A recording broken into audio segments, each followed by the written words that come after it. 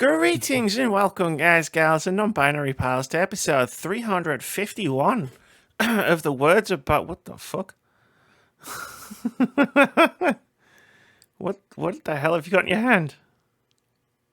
A walking stick. You got a walking stick? I got a mountain climbing stick to help me walk. It makes it easier for me. Oh, shit. So I don't hurt my back. Let's have a look at it. That is an amazing I colour. got purple in honor of Joe Medforce. And in honor of all the times I've killed you in Among Us. Why not? See the purple blur coming at you. You know, it's all over.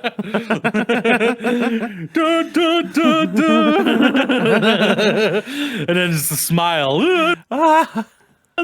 Silent smile. No scream, no laughter, just the silent smile. And she just goes. Purple lightsaber ignites. Well, if it was good enough for Samuel Jackson, it's good enough for our Amy. I'll take that. I'm your host, Amy K. Alexander. I'm joined this week by Daft Moody.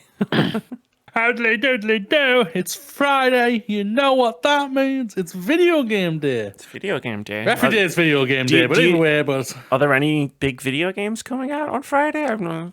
There was a sequel, apparently. Breath of the Wild 2, apparently. Was there now? Yes, that's what I heard. That's what it's called, apparently. Apparently. Okay. The Princess of Zelda, or Legend of Zelda, Breath of the Wild 2. That's what it's called, right? Zelda. The Princess of Zelda, Breath of the Wild 2. Sure, why not? Yeah. I don't see the problem here. I'm not calling him again. I did that last week. I'm not doing it again this week. Can you imagine? Joe Moody's done it again. He did it again. He did it again. 2 minutes. Clip this out. 2 minutes Just in. clip this out when you edit it and just send it to him. He did it again, Joe. He did it again. And eventually you'll just say, Amy, I gotta come back on. I gotta come back on. Let's just be frank, Joe. We're gonna get you back on just so you can review Breath of the Wild 2. I think what I'll do is I'll book him on. And I mean, I love him to bits. This isn't really a reflection on him so much as like you two in the same room. And then I'll get sick the day that we record the podcast. And I'll be like, but you two can do it. It's fine. I'll just take it off. Like, oh, my back's keep acting up again, you know? Like. And then you get sent the copy of the episode and it's just you walking in and the place is on fire. Oh shit, what the fuck? Is your place actually on fire? I just had a fucking heart attack. Hi, Sophia. It's like my partner decided I'm going to scare the shit out of him and just stand there at the door looking at me very quiet. She was like Drax. Just can't see him. Just eating a walnut. Or whatever hell he was eating in those films. Hello, I'm recording right now. What can I do for you? Okay, good. I'm not too sure about if I love you right now. Had a heart attack. I love you, Sophia. Amy says, what did you do to him? One day you might actually tell her what I actually say. One day. This has been a bonkers start to an episode. Speaking of clipping things out. Moody died. I feel so bad for anyone listening on audio. The audio. I'm so sorry. Yeah. I know. We've had a lot of visual gags today, and it's only been 4 minutes. How are you? I'm all right. She says. Had a heart attack, but I'm all right. It's all good. No, yeah, I'm good. I'm not bad at all. Desperately steering the conversation back on track. Back on track, yeah. I've been good. Work going on well. Pottering on. Started walking. That's, great. That's really good, yeah. That's why I'm kind of standing up as well. I kind of want to just keep the momentum going, you know. That's good, yeah. Oh, yeah. Like that. Like exactly like that. That's how I walk. I don't know. Maybe that contributed to... It's maybe why you have a bad back. Yeah, maybe. Walking's great. I love walking. Not at the minute though, because it's sunny and so everyone's out, and it's like there's people everywhere. Too many people around here. You want to you need a stick, Amy. You need a stick to walk with. Start fucking swinging. Just go back. I've got my curtain open right now, and I can only imagine people, because I have the PC in front of the window, Sure. so I can get natural light. I can only imagine if anyone's walking by, all they see is this. Back. What's going on upstairs? What's going on above that? Yeah, in that place. That flat right, that pub right now. What's going on? Oh, Someone's had a couple of bit to drink tonight. I always say it to people, because I haven't had a drink for 13 years. So I always say to people, like, the scary part is this is me sober. I can't blame anything on being drunk, you know? Like, Yeah, it's true, yeah. Like, you have nothing to fall back on if you think you make a silly mistake or something, or do something stupid. I don't know about silly mistakes or anything like that, but it's mostly just my general way of being, you know? Yeah. I haven't been drunk in, I would say roughly about the same length, if not a little bit longer. Cool. So Might be 12 years. It's hard. I mean, once you get so far away from something, like, the exact measurement of time doesn't apply as much anymore. yeah, like I've had the odd drink from time to time, but I've not been drunk. I would say about 15 years. What am I, 36 now? Yeah, I would say about 15 years. 15, 16 years now, yeah. I've just not had a drink at all. Sometimes it's just, yeah. Dreamed Normally about it I've once just or twice, which was weird.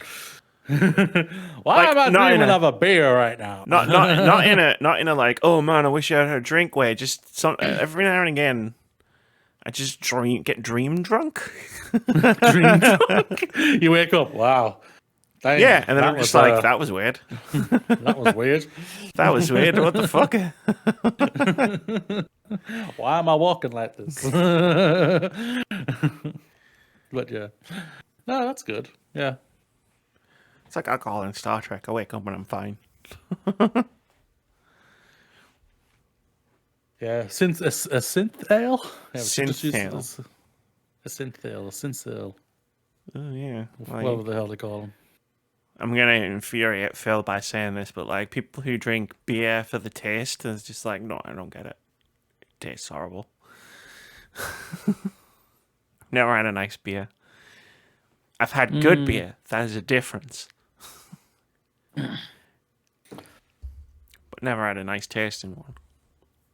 I like, when I have had a drink, I like it Stella Artois, but it has to be like really cold, like really crisp and refreshing. And that's always nice. But mostly when I have a drink, I have a fruity drink. So sometimes mostly it's just a cider, a fruity cider. A fruity drink. Fruity. I drank whatever was cheap. That was what it was back then. And back in the days, it was just, what's cheap? Yeah, man. Foster's? All right, that'll do. Oh, definitely. Like when I used to go out for uni student nights.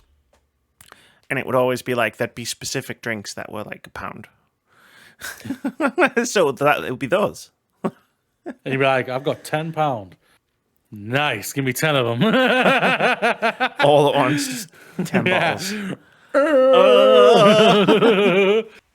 Now give me that big pint glass, the big one. Just give me the bowl. Yeah, funnel. Yeah, something like that. Yeah, but no, yeah. Those were the days. Oh, when yeah. we were young, Amy. When we were young and Hey, stupid. speak for yourself. I'm still both of And those things. And now we're just us old and stupid. Time is a social construct if you stop to think about it. Time is irrelevant. I am 36 years young. Says who? Hey. Like, do you want to just get really metaphysical? And I'll just be like, here, like, who invented time? Because it wasn't, it's not a constant. How many times we go around the sun? Whatever. I thought it was God. God. God. No comment. You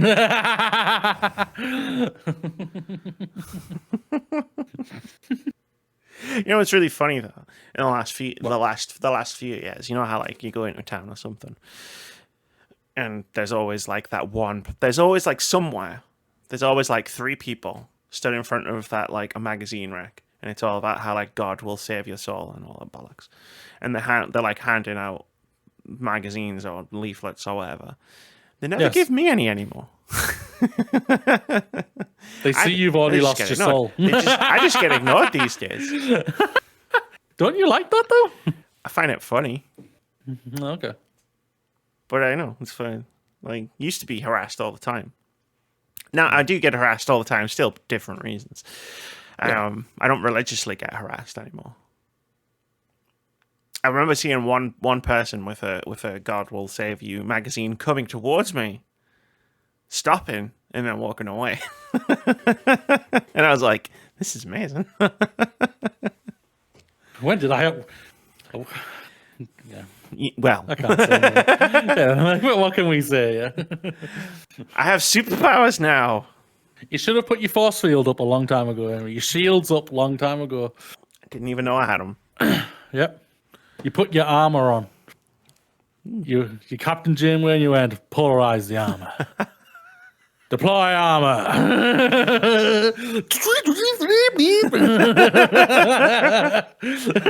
Okay. I didn't think torpedoes. No, that's what this podcast is for.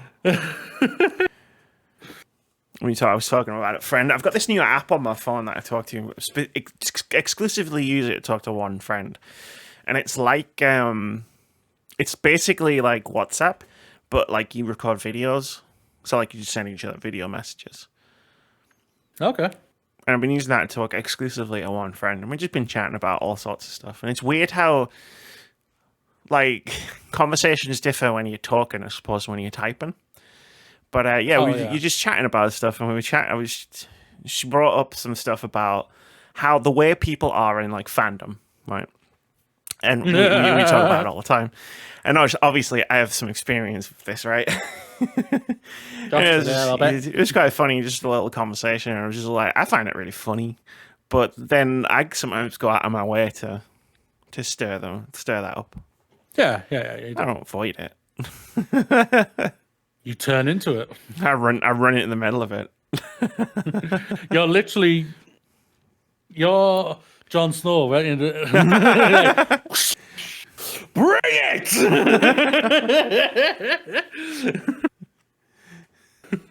Pretty much. And then I'm at the end with the horse.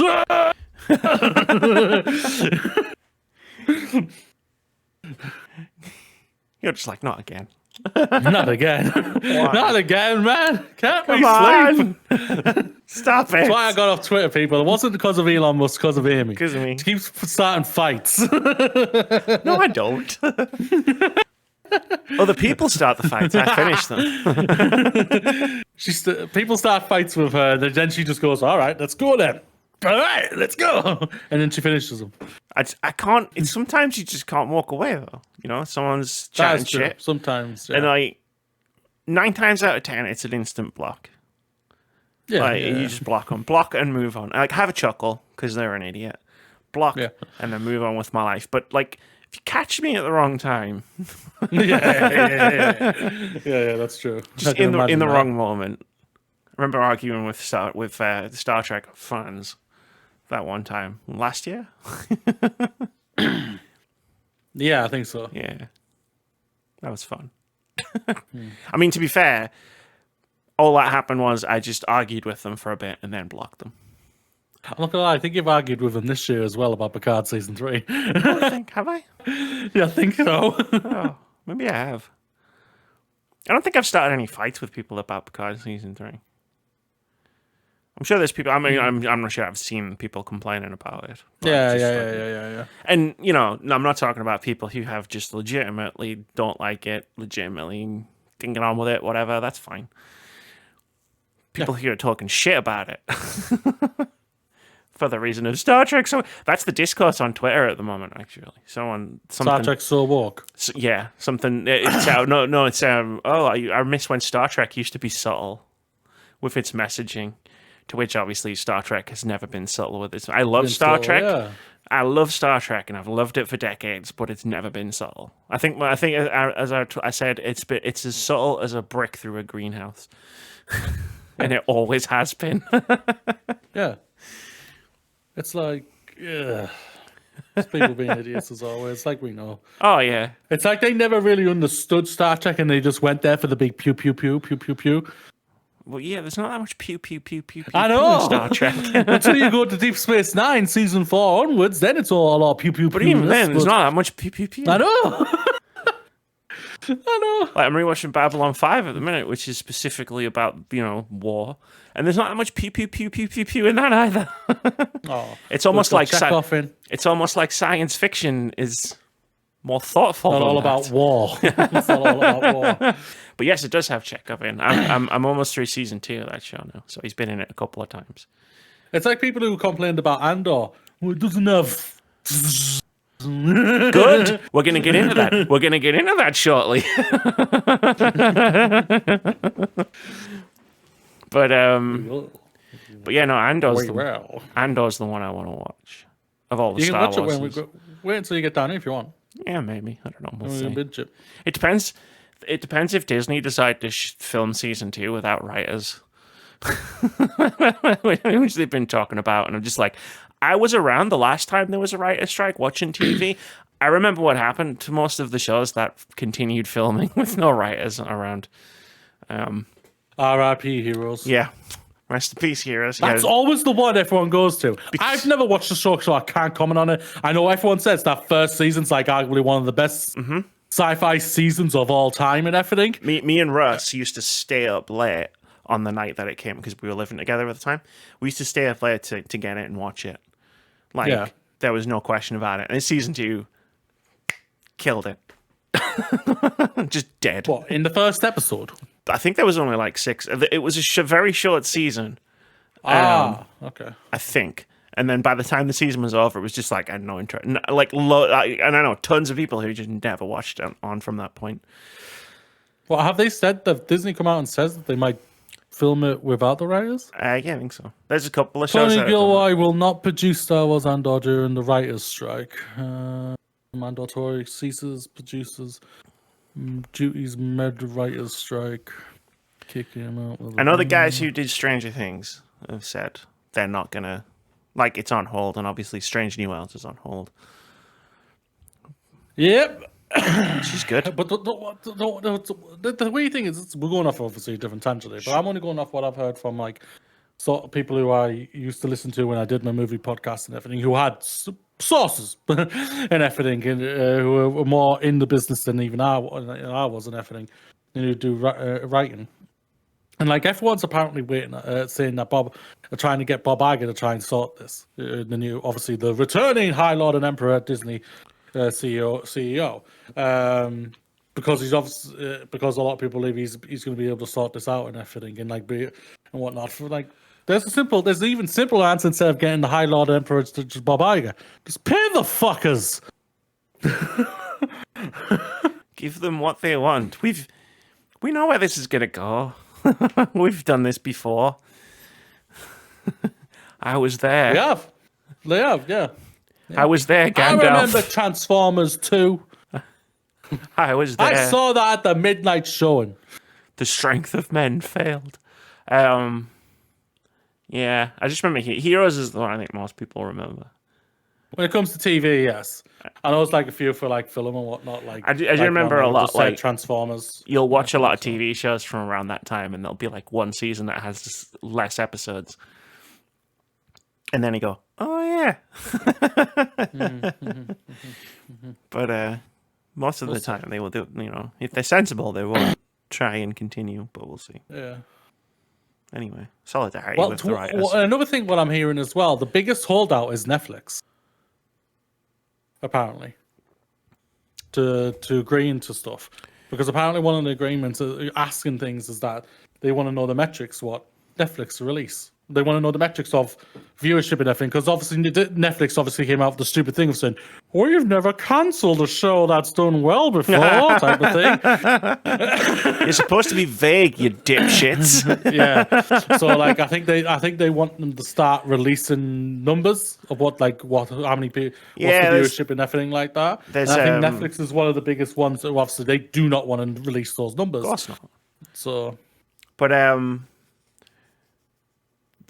AI and AI streaming residuals and mini rooms is the things that I've heard most about.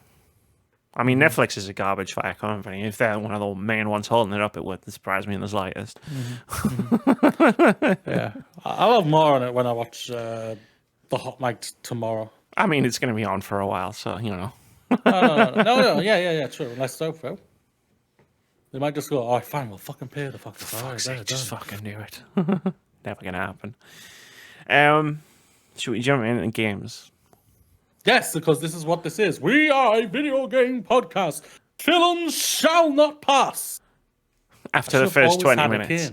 Should have always had a cane. Question before we talk about Star Wars. Are you gonna have the cane when we're streaming E3? I don't know. Oh. I've got two of the fuckers, so we can both have a cane right now. Yeah. Shenanigans will ensue. Shenanigans. We'll go one for all for one. Let's all charge at Jeff Keighley and hit him in the face. We're pleased to announce, people. we're pleased to announce that Hollow Knight Silksong is coming out February 2024. No, Amy, don't do it. It's my stuff, not yours. Not my new TV. No, I just bought this TV. I would probably tackle you. See what I mean? Peak entertainment.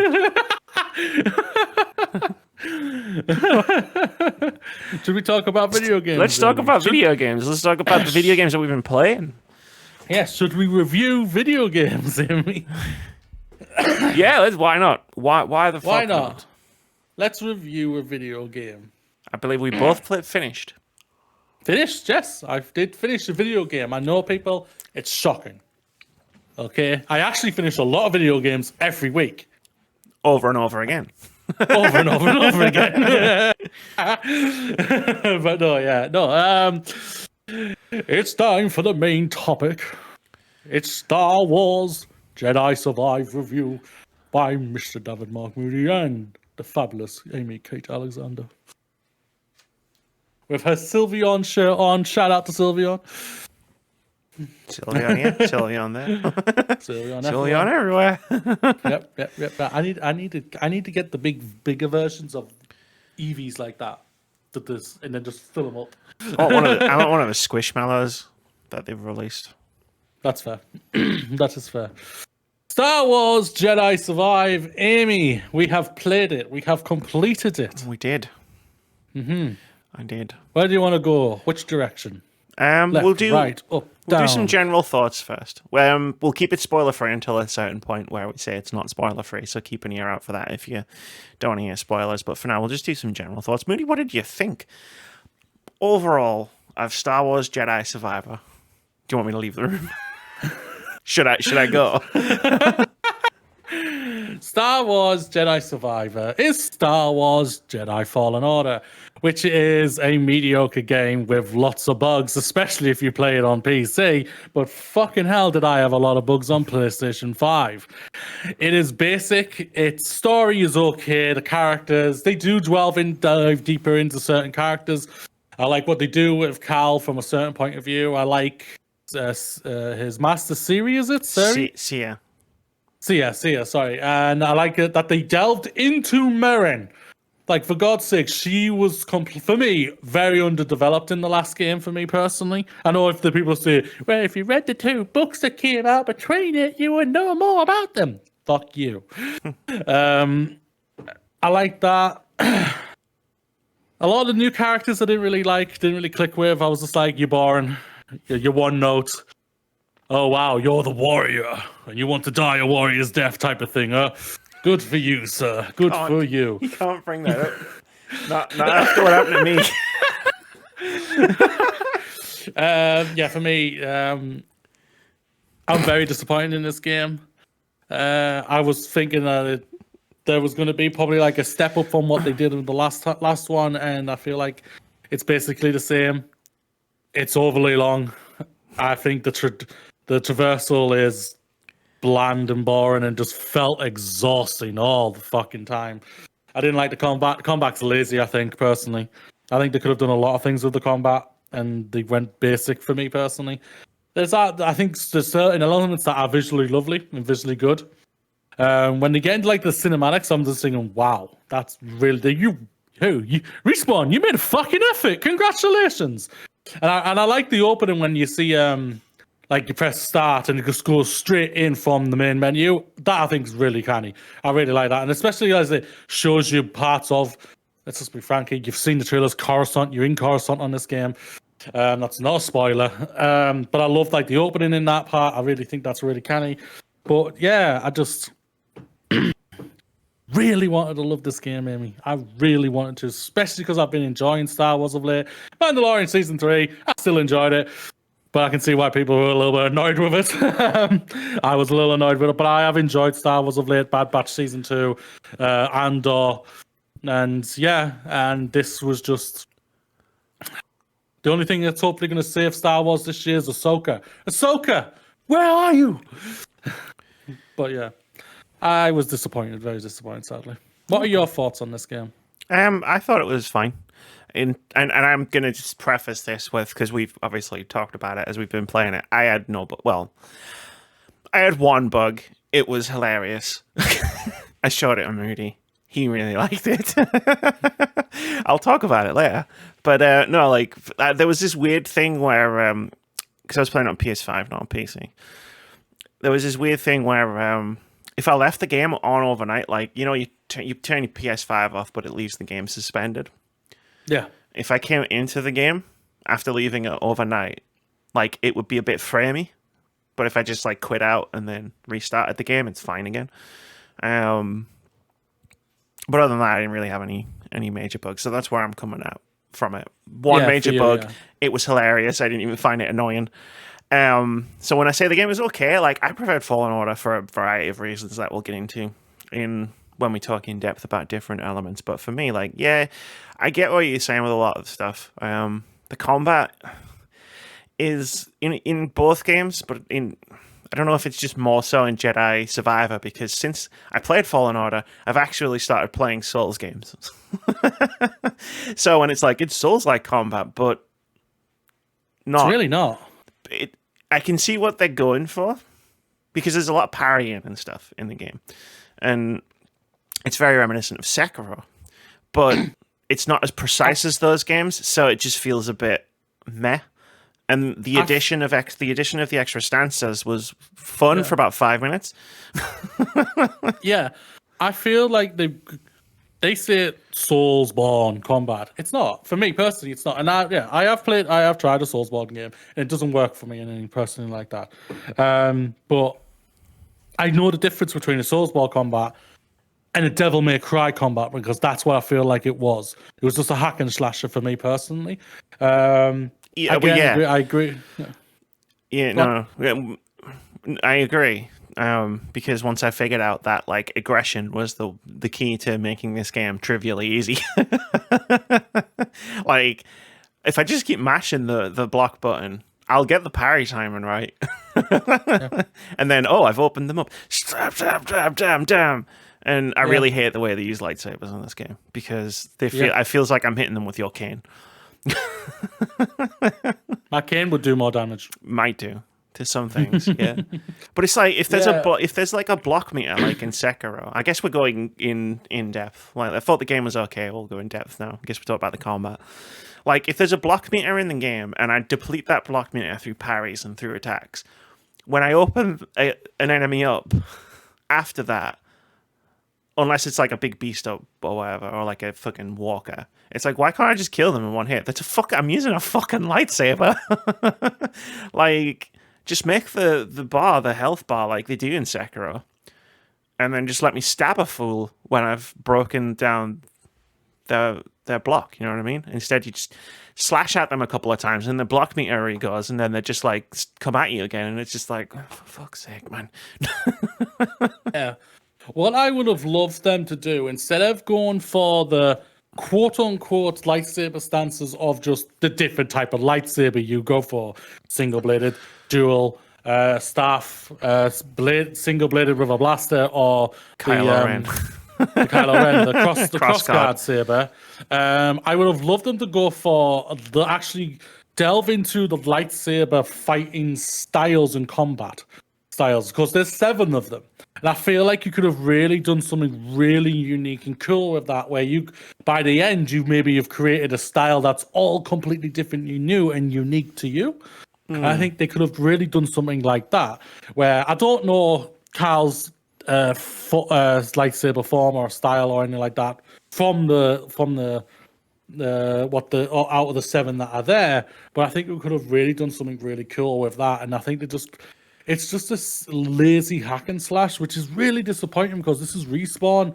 Like, how even though the Titanfall games never clicked for me, they're a big loved franchise with some of the best combat out there. And then heck, they did Apex Legends, great combat. Difference is those are all first-person shooter games. Maybe they aren't up to snuff when it comes to combat, a fighting style combat, melee type combat games. Maybe that maybe mean for me, what mean of me saying that or anything like that. I know I've stated on many occasions. Amy knows this is fucking creating video games is incredibly hard and everything. But yeah, I feel like there was just a missed opportunity. I can understand why it maybe wasn't in the first one because of where Carl is in his life at the time and whatnot. But now it's 5 years after the first game and everything, and I feel like they could have really done something cool. And for me, they didn't. Definitely. But they went for style over substance. Yeah, and it never rose above being all right for me. Yeah. Like, okay, we're gonna get into spoiler territory here. So, like, you've had our general thoughts. I'm gonna get into spoiler territory here for a moment. And so will I. Starting now, like, it's telling that the one part of the game that I enjoyed the most from a combat gameplay perspective was when you control Sia. I knew you were going to say that. Everyone's saying that.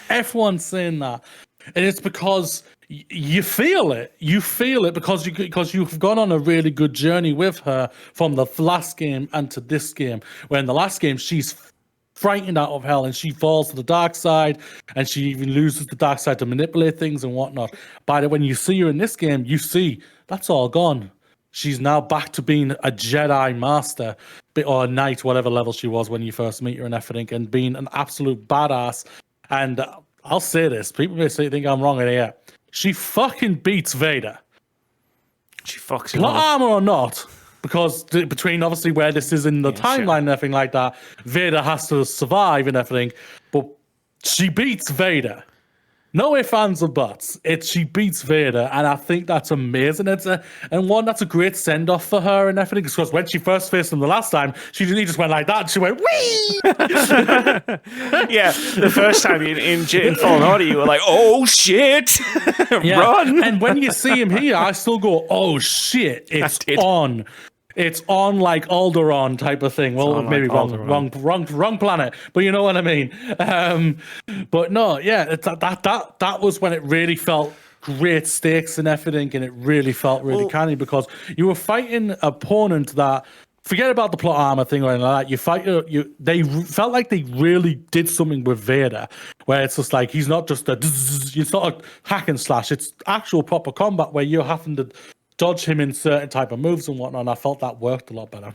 Yeah. I mean, when you move on to the story, because what you just said, something you just said there clicks in with me in the story of, like, I like the characters, most of them, especially the returning characters. I love Grease's whole thing, and then you get to the end, and you're like, I'm going to turn the shields off, put the engines on, and he's like, what? And it's like, greasy money, baby, and I was like, I'm so glad he said it again. And Merrin, it was great to see Merrin more. And I do like what they've done with Cal, but setting this story where they've set it and doing the thing that they're doing with Cal, where it's like he's fighting the Empire, and it's like, okay, great. he's not going to win. I can tell you This that. is the thing about tell you that right now. we all So it's know like, this. so Yeah. there's a dissatisfaction in terms of the plot, because you can't just have him turn around and say, well, actually, I'm just not going to fight the Empire anymore, because that would be really unsatisfying. You can't have him win because it's Star Wars, and that's not what happens. So then you just spin your wheels for the entire plot. It's like, oh, we're gonna go and find this place, Tanalor. And I was like, okay, like as far as like stories that you could tell in this period of time with these characters, it's probably about the best you're gonna get. Yeah. Because they're not gonna go down the road. If I remember rightly, we've got about 10 years before. We're not far. From where it ends, we're not far from A New Hope. Yeah. Yeah. So I've lost it. No, sorry, my apologies. That's all right. So yeah, like it's just not going to go. So you just think, what's the point? You know what I mean? Like, this is fun and everything, but like you've set the stakes too high almost in this game, and like you've set the narrative for me personally. It's sat on the wrong track where I was the entire time. I mean, it didn't help that I knew within about fucking 10 minutes who the real bad guy was going to be. Like, I knew who was going to betray Kyle, like, moments after I met him. And it was just like, great. So now I'm just waiting for that to drop. And admittedly, it was a good reveal when they actually did it, because I didn't see the second half of that reveal coming, where it's like, oh, she's Jedi. And it makes me wonder, did Order 66 fucking kill anyone? Like... Yes, Order 66 killed a lot of Jedi. Did anyone die? Or did everybody escape? No, there is a couple that survived. That's why Darth Vader's so tired when he's fighting. After he fights Six, he's just like, fucking never send a clone to do a Sith Master's work.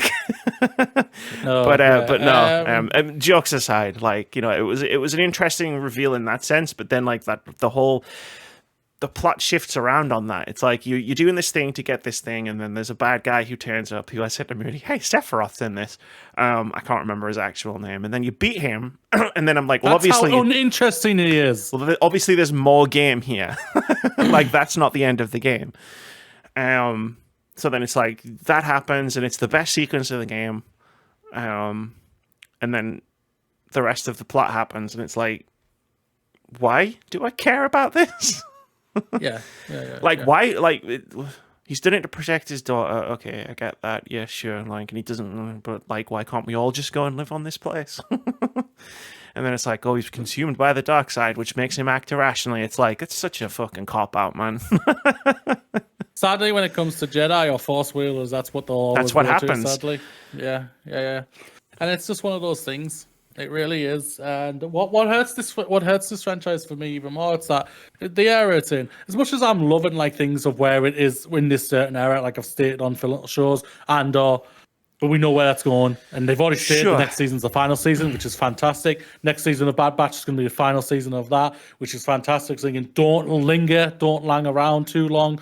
And I feel like because we've had so many stuff that's in this era, which is basically quote unquote the Imperial era, the Empire era, we're getting too oversaturated with it, and it's kind of getting just like, we know where this is leading. You're not around in the trilogy, mate. So you either die, or you get lost or hide somewhere, and you never turn up ever again. Yeah, I must go into exile. It's like that kind of thing, you know what I mean? It's just like, and we've heard that cop out before, twice. Yeah. And that was in the original trilogy, and we accepted it then because there were new films. Yeah. I don't know. There's places that, and I'm not going to start fan fictioning my own version of Survivor. Like, it is what it is, and I'll react to what I get. But I feel like there were places they could have gone and just chose not to. Like, you know, you have the Zephyr from the first one, which was this mysterious alien race that vanished, that they could have done anything with. Like, if they'd followed that as a plot line, or the guys that turned up in the flashback at Tanalor, and you see their ships, and I know there's lots of comics about them and stuff, but you could have done something with that. But all you do is you do that one moment, and then they're gone, and it's just like, we're going to keep focusing on the Empire.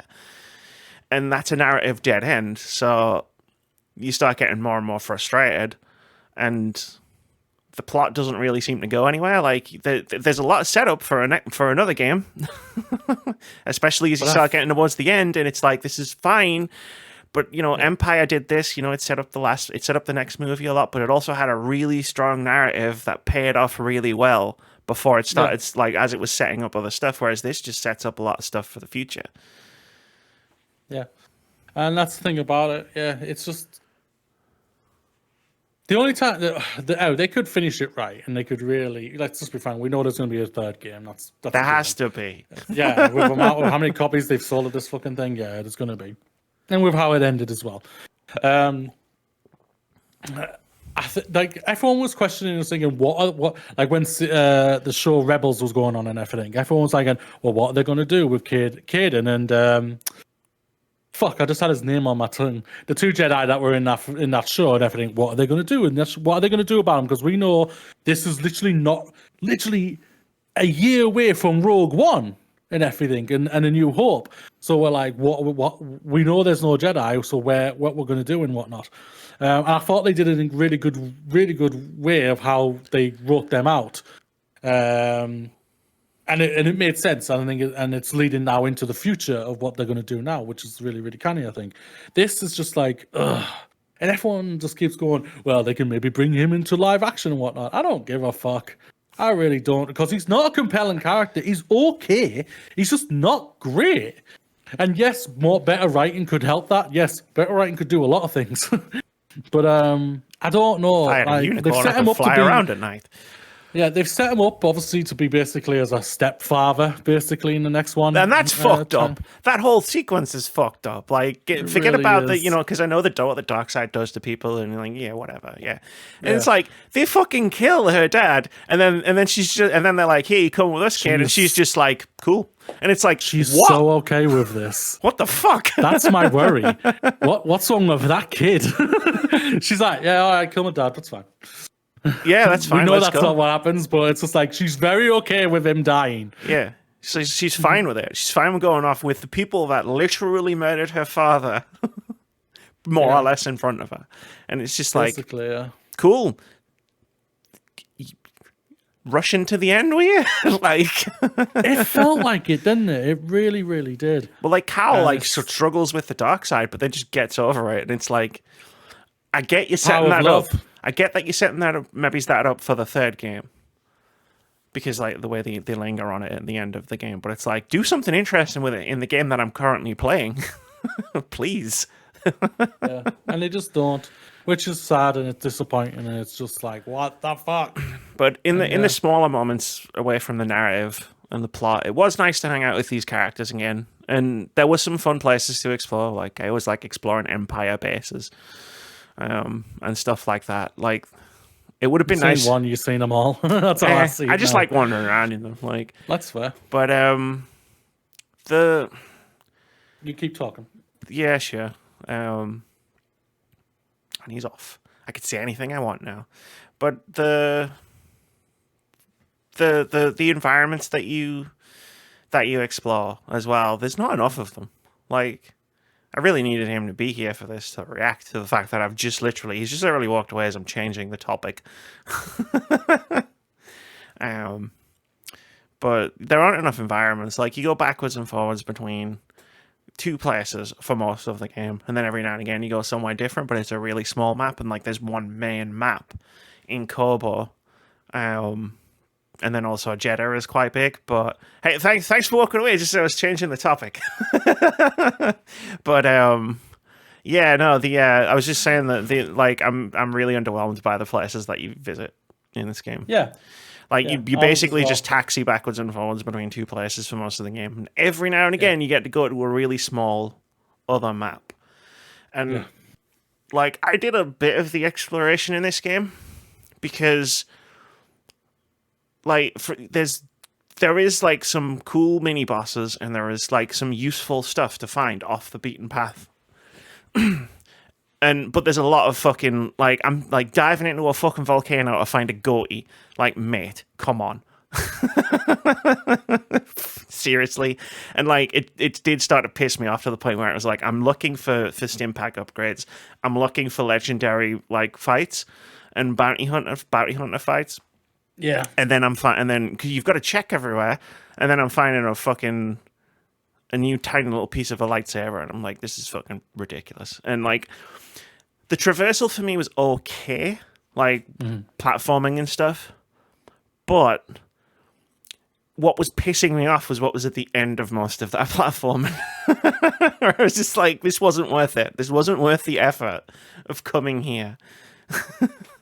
And the progression as well, something tied into that just before I let you get on it. The progression of like new abilities, it doesn't feel like evenly paced out at all. It feels like you get nothing for about half of the game. And then you get a bunch of stuff all at once. And then it's just like, and they do the same thing. In the first game, cause I can understand Cal remembering how to use the Force as the game goes on in Fallen Order. But he does that in this game as well. And it's just like, what the fuck, man? Like, you couldn't remember to open and how to lift a door with the Force? He had to specifically have that memory from something him and Sia did between the two games. And I was just like, I was cackling. I was like, this is fucking ridiculous. Yeah, it's... Like, the thing that got me, and it's made me wrong of me even thinking this, so it got me excited, was that they delayed this. They delayed it for polishing everything for the game. And like, what were they polishing? Because I have to ask that question, because I feel for the PC players. I really do. Like, I've watched like SkillUp's video, and it's like really, really bad, and whatnot. And like, and I feel for anyone else who's having problems and whatnot. And then, and the consoles isn't as bad as what it is on PC, but it's like, it's still bad. The amount of texture popping in and out that I had, and fuzzy hairstyles, which was just like really, really bad. It was just not fun, and just kept sucking me out of the game. And it's the amount of things that just didn't have a collision in it, where I'm walking through it, I was thinking, why? Interesting. That's not how the Force works. That's not how the Force works, guys. One of the things that was annoying me in the game, interesting contrast to what you just said, one of the things that annoyed me in the game were the invisible walls. When I was trying to mess around. When I was trying to mess around and seeing where I could go, and it's like, oh, I'm an invisible wall. Okay, great. Yeah, I had a few of them. And it's just like, the traversal mechanics, I didn't feel like they were good either. I didn't really enjoy exploring. And maybe I would have. Like, I enjoyed it in Star Wars Fallen Order. Because I feel like you had a bunch of different planets that were sort of equal size, like once you'd unlocked all of your powers to be able to get around them. And there was just enough of like having a look around and seeing cool stuff before like then stopping and going, oh, well, I've found everything I can find, so I'll go to the next planet. Whereas with this one, because you keep going back to the same place, and there's loads of different areas, but they're all kind of the same. Like, because it's all on one planet, and then there's a bit on the desert, and then there's a couple of other places that are really small. And then the final planet doesn't fucking have anywhere to go. It's a straight line to the boss fight. It really is. And so I think what the problem was, I just wanted the diversity. Like, I'm impressed by the fact that they've managed to put together this big, huge open map and the way it all connects together and stuff. And they've added fast travel, so you can fast travel between meditation points in this game. But because it was just going and doing these things in roughly the same sort of looking places, it was just like, I'm getting bored of being here now. Yeah. Like, you got Coruscant, which is the first planet that's in from the tutorial level, basically, and there's nothing there. Like, I explored the whole thing as I could from the first level, and then I thought, shit, I need to go, like, I've got most of my powers now. I'll go back to Coruscant because I really want to explore Coruscant because it's really cool and interesting. There's, like, 3 places left to go on that planet when you come back later. And I was like, great. And to be fair, those 3 places all had interesting stuff in them. Like, I found some bounty hunters. I found a legendary fight. It wasn't like I was finding stuff like, you know, the frustrating stuff, like a fucking new fucking hairstyle and stuff like that. But I just wish they'd like made the other locations a bit bigger and just made Kobo smaller. But that's a me thing. Yeah. It's I don't know. I really don't. I feel like that instead of concentrating on what was the core, what people liked on the last one, which I feel was the characters, and they maybe went too. Let me rephrase this. They probably went too far into what people liked on the last one. Like people liked the traversal because it felt like Uncharted-ish. People I always remember hearing them say and everything. But I think it always kept to the linear of the story for Uncharted, so it always kept things moving along. This kept slowing things down, unless you just ignore it and go through straight to the story. Yeah, which eventually I just decided that, yeah, I'm going. I can't be bothered with this. This is really boring the shit out of me now. I need to get this thing moving. So I just did that. Fair enough. And yeah, and that's what I feel like. They just went too large, thinking, all right, we need a big world. We need a big area for everyone to go round and round and round in circles and get a new power up and then go back to it and then get another power up and go back to it. I hate that type of gameplay right now. It's really been irking me because it's just like you can go a little bit further, but not all the way yet because you need another power. And that was starting to frustrate me. So yeah, it's like when you get the force field power and you can go through force fields and then you go through a force field and then there's a door that you can't open and it's just like, well, seriously. Fantastic. I found the electric zapper power up thing. I found that way earlier than I think you were supposed to. In terms of like story progression, because I just happened to be like, I can go through here. Let's have a look and see what's here. And then I got the thing. And then I was like, is this an optional power-up? And then I got later in the story and I was like, this is not an optional power-up. You need this to progress the game. I just got it way earlier than... Because I went to a place before I was supposed to go to a place, but I could get to it. Respect. So I always had to take a break from like the story and just go off and explore something. That was just me though. But... yeah, it's just like it's like I'm criticizing the game a lot, but like I still thought it was okay. Like for me personally, but there was a lot of stuff that was sort of like, I wish this had been better. I wish this had been different. Like again, and I'm sure I'm an outlier. I've seen the OpenCritic average for the game, but for me, like give me those smaller planets from Fallen Order. Like if you're gonna make it a non-linear game like you did in terms of like being able to explore the environment, obviously it's a linear story. It just felt like Fallen Order was more linear and that made it feel like a tighter experience, whereas because of how blasted open Kobo is, it just felt like a mess. I think that's fair, even though like my biggest gripe for Fallen Order was it's buggy. It was a buggy mess on my end. So like, when I say mess, I mean in terms of like the design, world design. No, yeah, I know what you meant there, but no, what I meant, that's why I think you're right. Though I think they kept it more focused in Fallen Order, and they've unfocused, for Survive, which is just really again disappointing. And yeah, again, it's like for me, it's just like for the next one, you get back to what was truly your core small areas. With vibrant things there that are really well deserved to explore. Great story, great characters, and really bring it out, because like the reveals were crap. They tried to make out the guy who I can't remember his name. That's how bad he was. Who didn't the Jedi who didn't have an arm. Sephiroth. Who's Sephiroth? Sephiroth, yeah. Jedi Sephiroth. Like he's just boring and he's bland and it's just like very one note. And they tried to make him out to be a really big deal, and like people who are like a really like canon enthusiasts, like, ooh, who is this? What is he? You know, like that. And I'm just like, you fight him 3 times, don't you? Like there's a boss fight you do 3 times in this game. I think you do. Is it twice or 3 times? I'm sure there's someone you fight twice, and then you fight Bode twice, and you fight it's like you fight the same fucking bosses over and over again. Maybe that's why I really like the Darth Vader fight. It was different. because they were all one note and simple and easy, and they weren't. But they didn't evolve. It was something I realized. Apart from Bode, who you don't really fight the first time, like it's one of those gimmicky boss fights where you just have to hang on for a bit. And then the cutscene starts. It's like the other boss fights, they don't evolve very much between, like, you fight Jedi Sephiroth, and you learn his moves in the first fight, and then the second fight he's using the same moveset. It's like, okay, well, I already know this fight. Like, imagine Dark Souls if you fought the same 4 bosses 3 times each. It's like, what the fuck?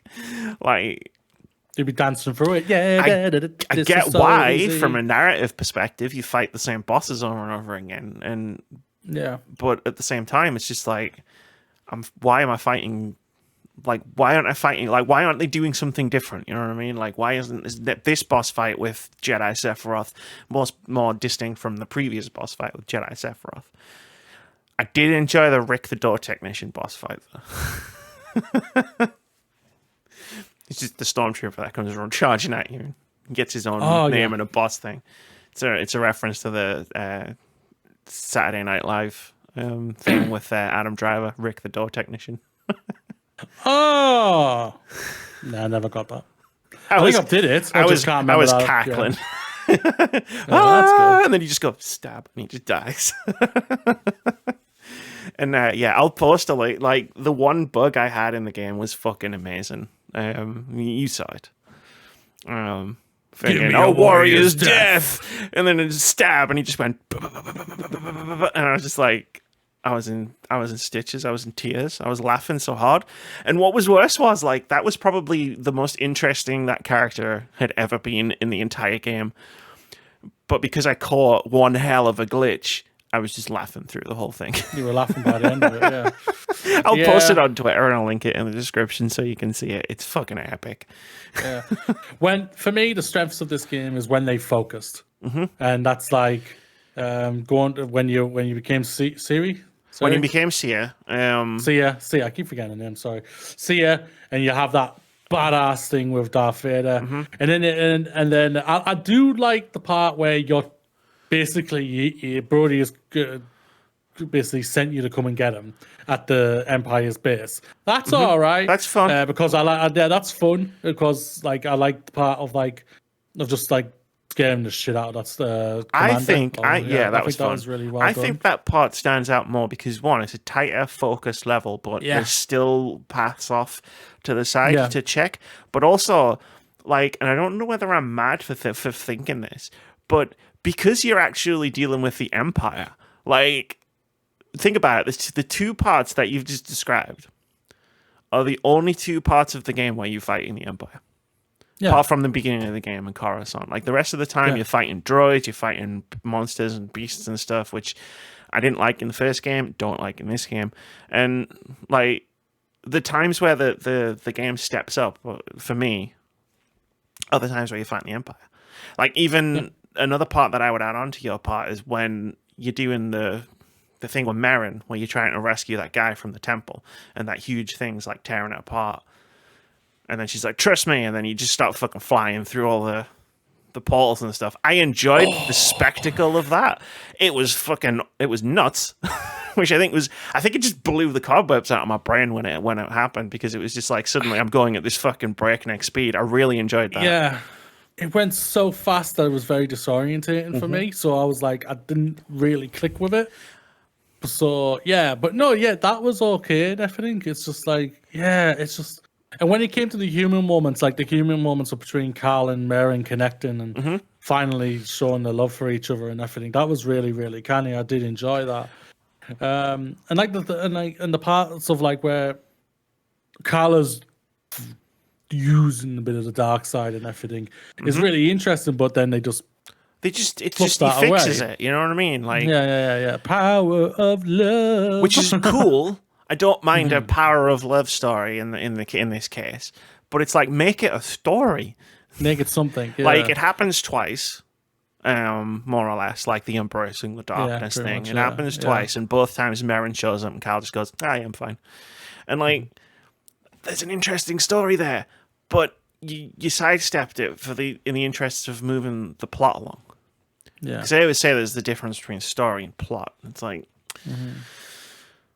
It's a shame. Like, when you go into the level up screen, after the first time you do it, it's red, like, which I thought was a nice touch. I didn't notice that. Like, the background of the thing is red. Yeah. For the rest of the game. I didn't notice that. It goes back to normal after the game, because I did wander around for a bit after the game was finished, quote unquote. Yeah. Just to see what differences there were. Like there's some interesting dialogue that you can find. The most interesting thing I found in the post game was there's a fucking Star Destroyer parked above Kobo. After you come back from Tunnel, I was like, oh shit, okay. That's cool. But we'll see what happens. See what happens with that. They didn't do DLC for Fallen Order, so I assume they're not going to do it for this one. Yeah. I can't see them. The everything. DLCs were $2.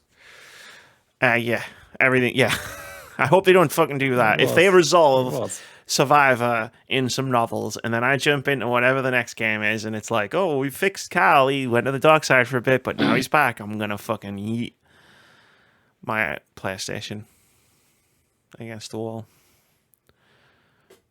Is there anything? Is there anything else? It was a buggy mess. That's all I can say. Like, I couldn't even reset my skills. Yeah, you showed me that. That was weird.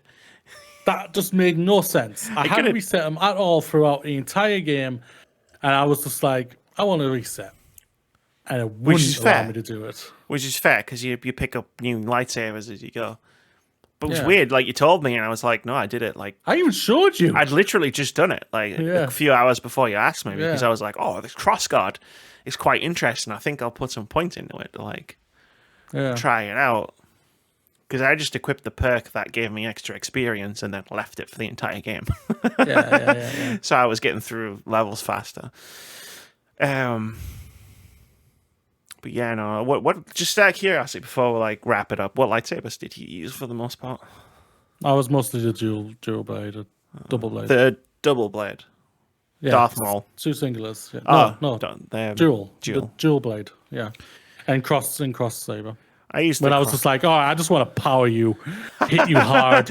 I'm switching to this bad boy. Smash. Yeah, I used that a few times. Like, I used that for most of the game. I used the Darth Maul saber, but that was mostly just because it was the least annoying way to deflect blasters. That's fair. Because if you nail the first parry, you just spin it around and just start to fucking send a blaster bolt at everyone. And I was like, yeah, hell yeah, I'll do that. But that's good. I was curious. I used telekinesis a lot as well. Especially when you unlocked the slam. Yeah. You just pull people really to the ground. Yeah. Beyond that, like, I'm not didn't use any of the other powers really. Confusion. Yeah. Whatever else there was. I liked pulling guys from the distance and stabbing them. Yeah, I did that. Oh, you think you can shoot me, do you? Like, there were moments where the game... Why am I moving? Yeah, there were moments where the game could make you feel like a badass. Like, that was the thing. Like, when you upgrade pull to its maximum thing, you can pull anyone. But, like, if you pull, like, larger enemies, instead of them just flying over, like the stormtroopers and whatnot do, like, they dig their fucking, like, weapon into the ground and, like, you're struggling to pull them in. And I was like, this is cool. More like this. Unless, like, I'm just hitting someone with a fucking rolled up fucking tube. You know what I mean? Like, that I've painted blue. Like, it's a shame.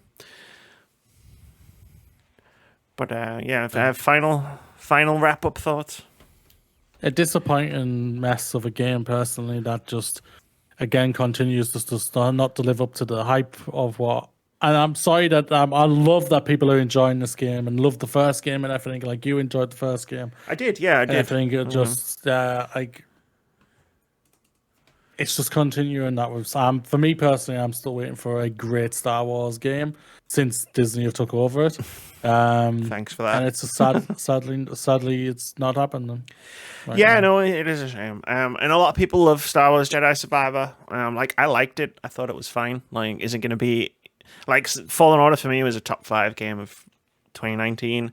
Is this going to be a top 5 game of 2023? Probably not. But am I going to look back on it and go, yeah, it was okay? For me personally, I definitely will. But like, hopefully they like bring it back around for me in the next game. Like, there was stuff to like the characters still rocked, like the main characters. Yeah, we need a tighter experience. It's like they forget. It's like I think people what love about Star Wars is the story and is the characters in the story. If you're gonna give me somewhere to explore, give me somewhere like Kashyyyk, like you did in the first game. You know what I mean? Give me somewhere really cool and iconic, and it's like 2 different maps in one. So like when I come back later, I'm going into the deep of the forest. It's a different place. Like when you go back to that one planet, I think it's the ice planet in the first game. And then, like, if you explore, there's a whole fucking empire base underneath that you just find, and it's like it's this huge, it's this whole thing, and like that's cool. Like, I want to explore places like that, not this is the same planet, but there's some lava. Oh, this is the same planet, but there's a fortress now. And it's like, but it's the same place, right? Yeah. But otherwise, like I said, like it was okay, and I think everyone can have a blip, right? We were just talking about this last week. Well, the thing is, we say it's a blip, but for the majority of people, it isn't. Yeah, that's fair. That's the thing about it. That's That fair. is the thing about it. We just have too high standards, Amy. Clearly. People are accepting mediocrity. They've done that everyone's done that for years with Call of Duty. So we'll end this on a positive note before we do Indie Game of the Week, because we went along way longer than I thought we would there. To end it on a positive, the last thing that I interacted with Star Wars before Star Wars Jedi Survivor was Rise of Skywalker. So this is way better than the last Star Wars this thing. Is 10 out of 10. This is 10 out of 10, yeah. That I watched. This is a 10 out of 10, yeah. This was like compared to that, this was amazing. yeah, that's fair. That's a fair analogy for you, yeah, because you haven't seen the new stuff that's dropped yet. Yeah, no, that's fair. That is fair. I understand that. I respect that. So you heard it first, ladies and gentlemen, and everyone else. This is a 10 out of 10 game. If you watched Rise of Skywalker the last time, if that was the last Star Wars, if you watched Rise of Skywalker, it broke you, and you stopped with watching Star Wars for 3 years. Oh, bless you. Hey, okay. It happens. Let's do my thoughts quickly on, because we've gone a little bit long here. I can do it. Okay, no, you know what? We've gone long. We will hold it till next week. All I'll say this right now. I'll give you a quick thought of this. We can fucking play Like a Dragon Ishin. We can do it after Indie Game of the Week. No, that's fine. Like a Dragon Ishin. Fucking play it, people. It's fucking amazing. In that case, I'll add mine back, because I deleted mine. Because I'm not that bothered about talking about mine. We'll talk about this in a sec. We'll do Indie Game of the Week, and then we'll pause. We'll do our pause, and we'll figure it out. Yeah, but, we'll do a talk. So Indie Game of the Week this week, it is a demo. I did play a demo. I almost didn't, because I saw a new indie game getting announced that I really wanted to talk about, but I wanted to hold it till next week, because I played the demo for Demonschool, and it was only available for another few days. And this was really cool. Like, it was a 30-minute demo of a tactics RPG. It's very weird. Like, the main tags are turn-based tactics, funny, dark humor, and visual novel. The ones that I pulled off of Steam. And it's got Persona vibes, I think is the best way I can describe it. So it's like a tactics game. Big vibes. That's big vibes, Amy. But like, in terms of there's 4 characters that I met in the demo. They're all like really big personalities. They all made me chuckle in their dialogues. And then on top of that, it's set in a school, so you're playing like school kids, running around trying to figure out there's a demon thing going on. Like, there's demons doing demon shit. And like there's like different locations you can go to, and it's time based. So you do stuff in the morning, and then you do stuff in the afternoon, and then you do stuff in the evening. And then on top of all that, you play this tactics stuff, which is more movement based. I think probably the best way to describe it, where it's like everything you do is based on movements. And you've got 4 different characters in the demo, and they all do very different things. Like, to the point where 2 of the characters don't attack, like, and do damage like you would normally expect. Like, one of them's a healer and like heals and buffs other characters' attack powers, and the other one swaps places with enemies and stuns them. But the thing that I noticed in the demo that I really liked about the combat, and the combat was a big focus of this demo, you played like 3 combat encounters, was that you get action points like you would expect in any turn-based tactics game. But they're shared. So you don't have like each character has like 2 actions they can do. It's like, no, you can do multiple actions with one character and then just have another character not do anything. So like in the beginning, maybe you don't really want to use your healer that much because you haven't taken any damage. So you can get somebody else to go and do some stuff and like stun some more enemies and stuff like that. And it's a really interesting sort of balance that creates in the demo. And again, I just like the vibes. I like the humor. Like I dug the jokes, I dug the characters. I'd be interested to play more of it.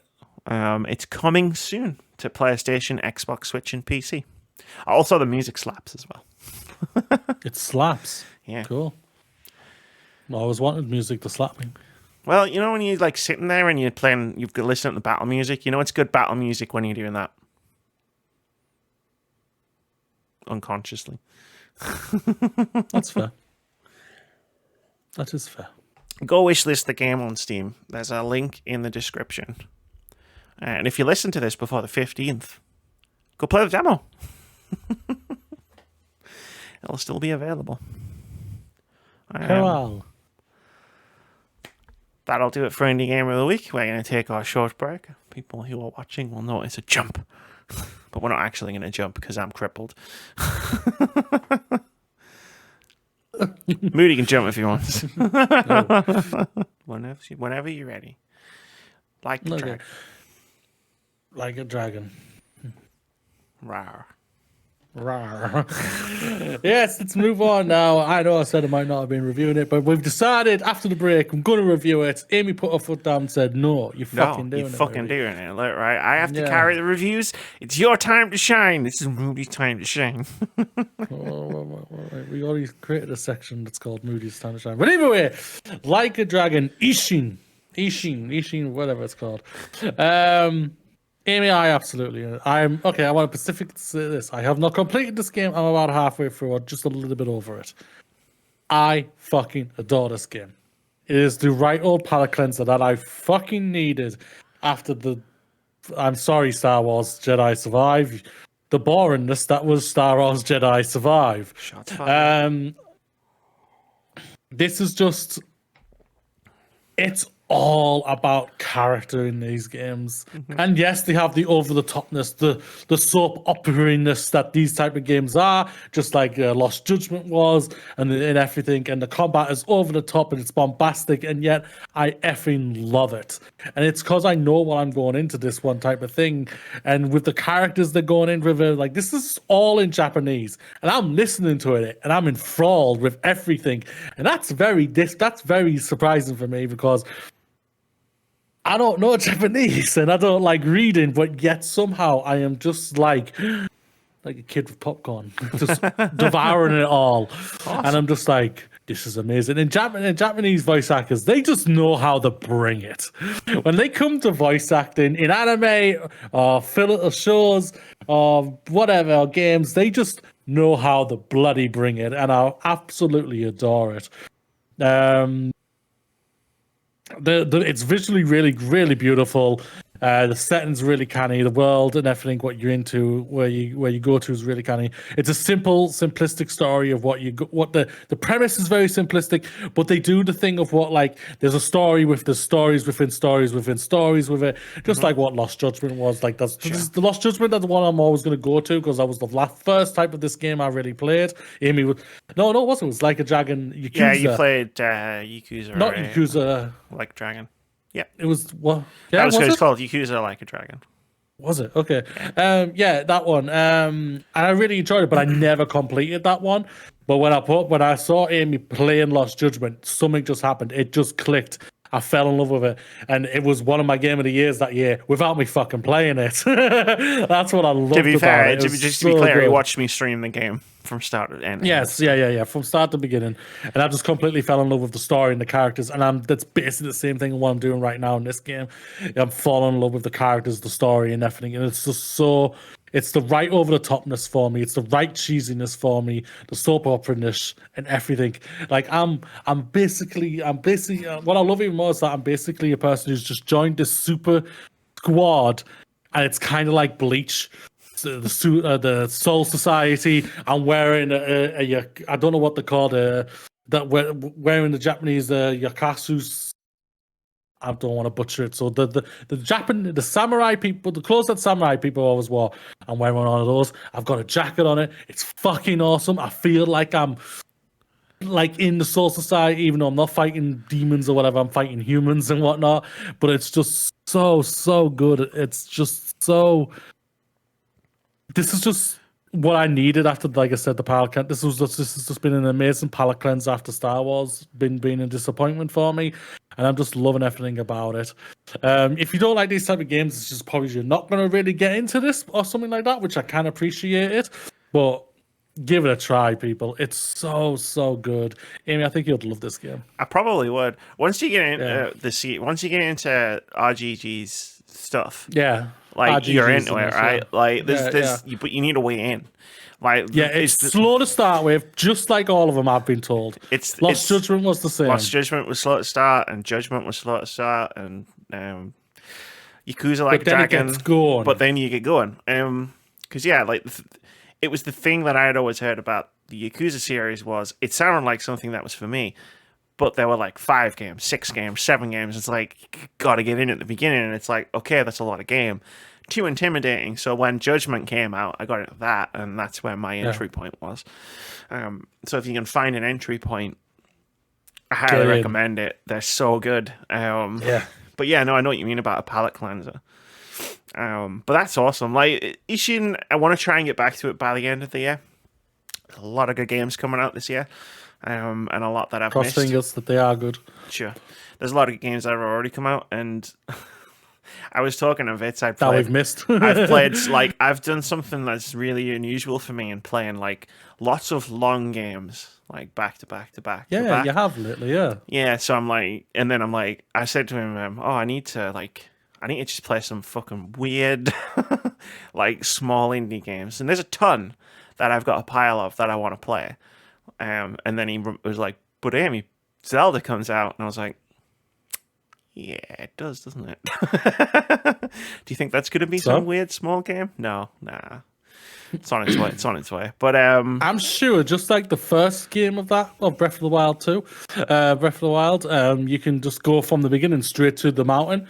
You might not want to do that, but complete it. Apparently you can. You might be able to do that in this one. Complete it, mate. 30 minutes. Woo. Hardcore gamer. but no, that's awesome. Like Dragon Ishin is on a backlog that I've got. Yeah. It's tagged with a high priority color because I love those. I love those games. I'm so glad you're enjoying it. Yeah, it's like I feel like I'm Tom Cruise in Last Samurai. Cool. And I'm just learning Japanese, even though I'm terrible at it. And I'm like swinging the swords around. And I'm like, what? So is it similar in combat to previous? Games? Well, I've only gone off 2. That's obviously Like a Dragon and Judgment. Lost Judgment, yeah. Judgment obviously was hand-to-hand combat. This has hand-to-hand combat in it. I favour more the samurai, the 2 samurai swords for it. Is it a similar type sort of hack and slash-ish kind of thing? Yeah, very hack and slash-ish. It's all over the place. It's very arcadey, very messy, but I love it. And it's just like, yeah. It's just the really thing I needed, and each different stance is unique. Where I feel like I'm actually doing something that it feels unique, unlike Star Wars. Well, it's similar to Judgment. Yeah, you had the 3 different stances, and they all felt different. Well, you have 4 with this one. You have a hand-to-hand combat, just your samurai sword, samurai sword, and a gun, and they just all feel different and unique, and I really, really enjoy it. I am favouring more the samurai sword and samurai sword gun combination because I can be able to switch between them really easily. But it's really, really canny, and yeah, I went out and spent money on this game. I spent money on a video game. Yeah, so I bought the DLC. I wanted all those clothes. Oh, shit. It was a tenner. It was fine. I was fine with it. I went, babe, can I spend money? I want to buy it. I want to buy some. I want to buy some kimonos. I want to buy some kimonos on the game. Wait, are they for you or for the game? Both. Yes. Yes. Yeah. But I am going to buy a kimono in me as well. I've already said to him, I'm going to buy one. I might wear it for E3 Awesome. if I get it in time. I hope you do. I'll do it as Kimono and a cane. Whatcha? I'll be one of those old men. Whatcha? That's cool. That's cool. I'm glad you're enjoying it.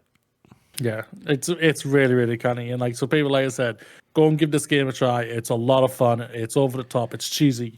The story is bonkers, but it's like simplistic in itself. It's got a direct story what it's going for, but it has other things going into it. Every character is all different and unique, especially the ones that you're really, really talking to a lot in the game. And it's just really, really canny. It's so fun. And I haven't had a glitch. Think about it. Wow. Who would have thought? Who would have That's thought? just my initial thoughts. Well, hopefully, when my aim is opening, maybe finish over the weekend. Hopefully, see how it goes. Cool. And then I will give a proper thoughts where I'll just go thumbs up or thumbs down. We should Or in come the up, maybe we should do a star rating system or something. I've changed mine on my spreadsheet to the alphabet. Oh, maybe. We'll think about it.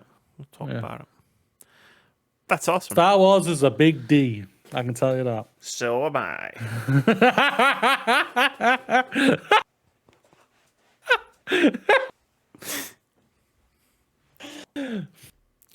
No comment.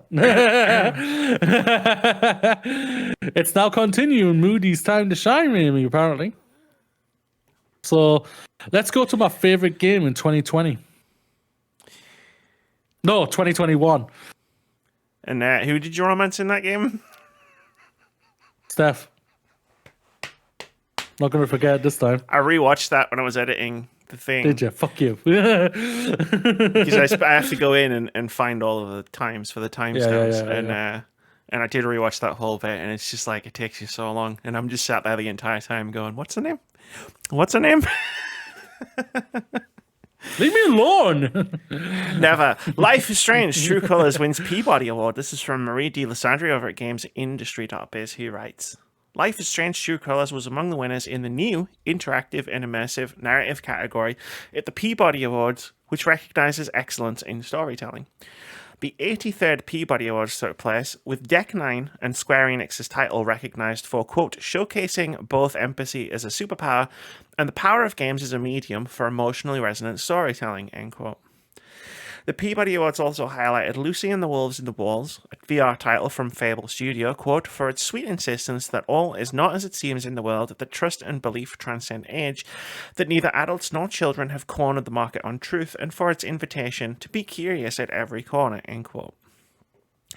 Reporters Without Borders, the Uncensored Library, a collection of censored articles being made available within Minecraft for people who might not be able to access them otherwise, was also given an award.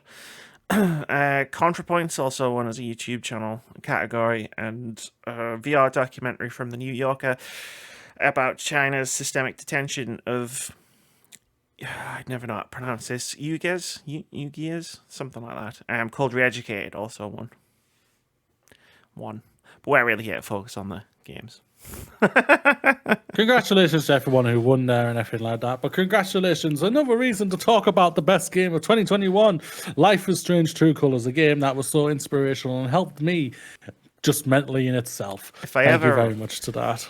If I ever make the video, I say when I make the video, like I might just like, because like part of it, like even a part of my experience of this was like seeing how it affected you. I might just have a chapter where you just take the video over and talk about that specific part of what the game did for you.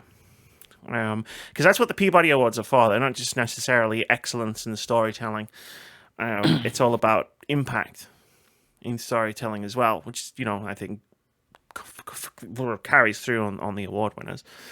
Like Life is Strange True Colors didn't just win because it had a great story, even though it did. It was because it had an impactful story as well. Yeah. And I know because I saw it impact you. So glad I didn't stream that game. Oh my god. I think I would have been too awkward to make clips. Like, would have been like, hey, Amy, how come you never made any highlights video for Life is Strange True Colors and Moody playing it? Couldn't do it. Couldn't do it. You don't need a 35. You didn't need a 34-year-old man wallowing in self-pity. But no, it's well deserved. Like, it's Yeah. I feel like it flies under the radar a bit in terms of when we talk about impactful video games and video game narratives, but it shouldn't. So I'll take any opportunity to talk about it. Hell yeah. Like, take away like what it did for me and everything like that. It's just a great, impactful story in general. It really is. It's just what it does just for like to show like empathy and everything like that. I think is just incredible, and it also shows like consequences in really good stakes as well. And I really like, it's just phenomenal. And it's very funny. yeah. Episode 3, baby. Episode 3. Who's gonna go on stage? Guys, who's going? Guys, I hate you guys.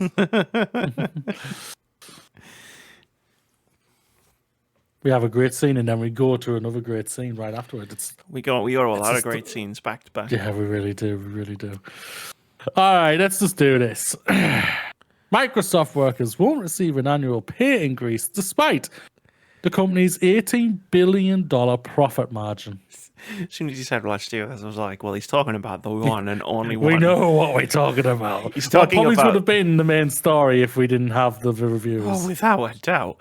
This is from Joshua Robertson over at The Gamer. He writes, despite all the negative news surrounding the disastrous launch of Redfall and the increasing amount of complexities regarding the company's attempted acquisition of Activision Blizzard, Microsoft is doing quite well at the moment.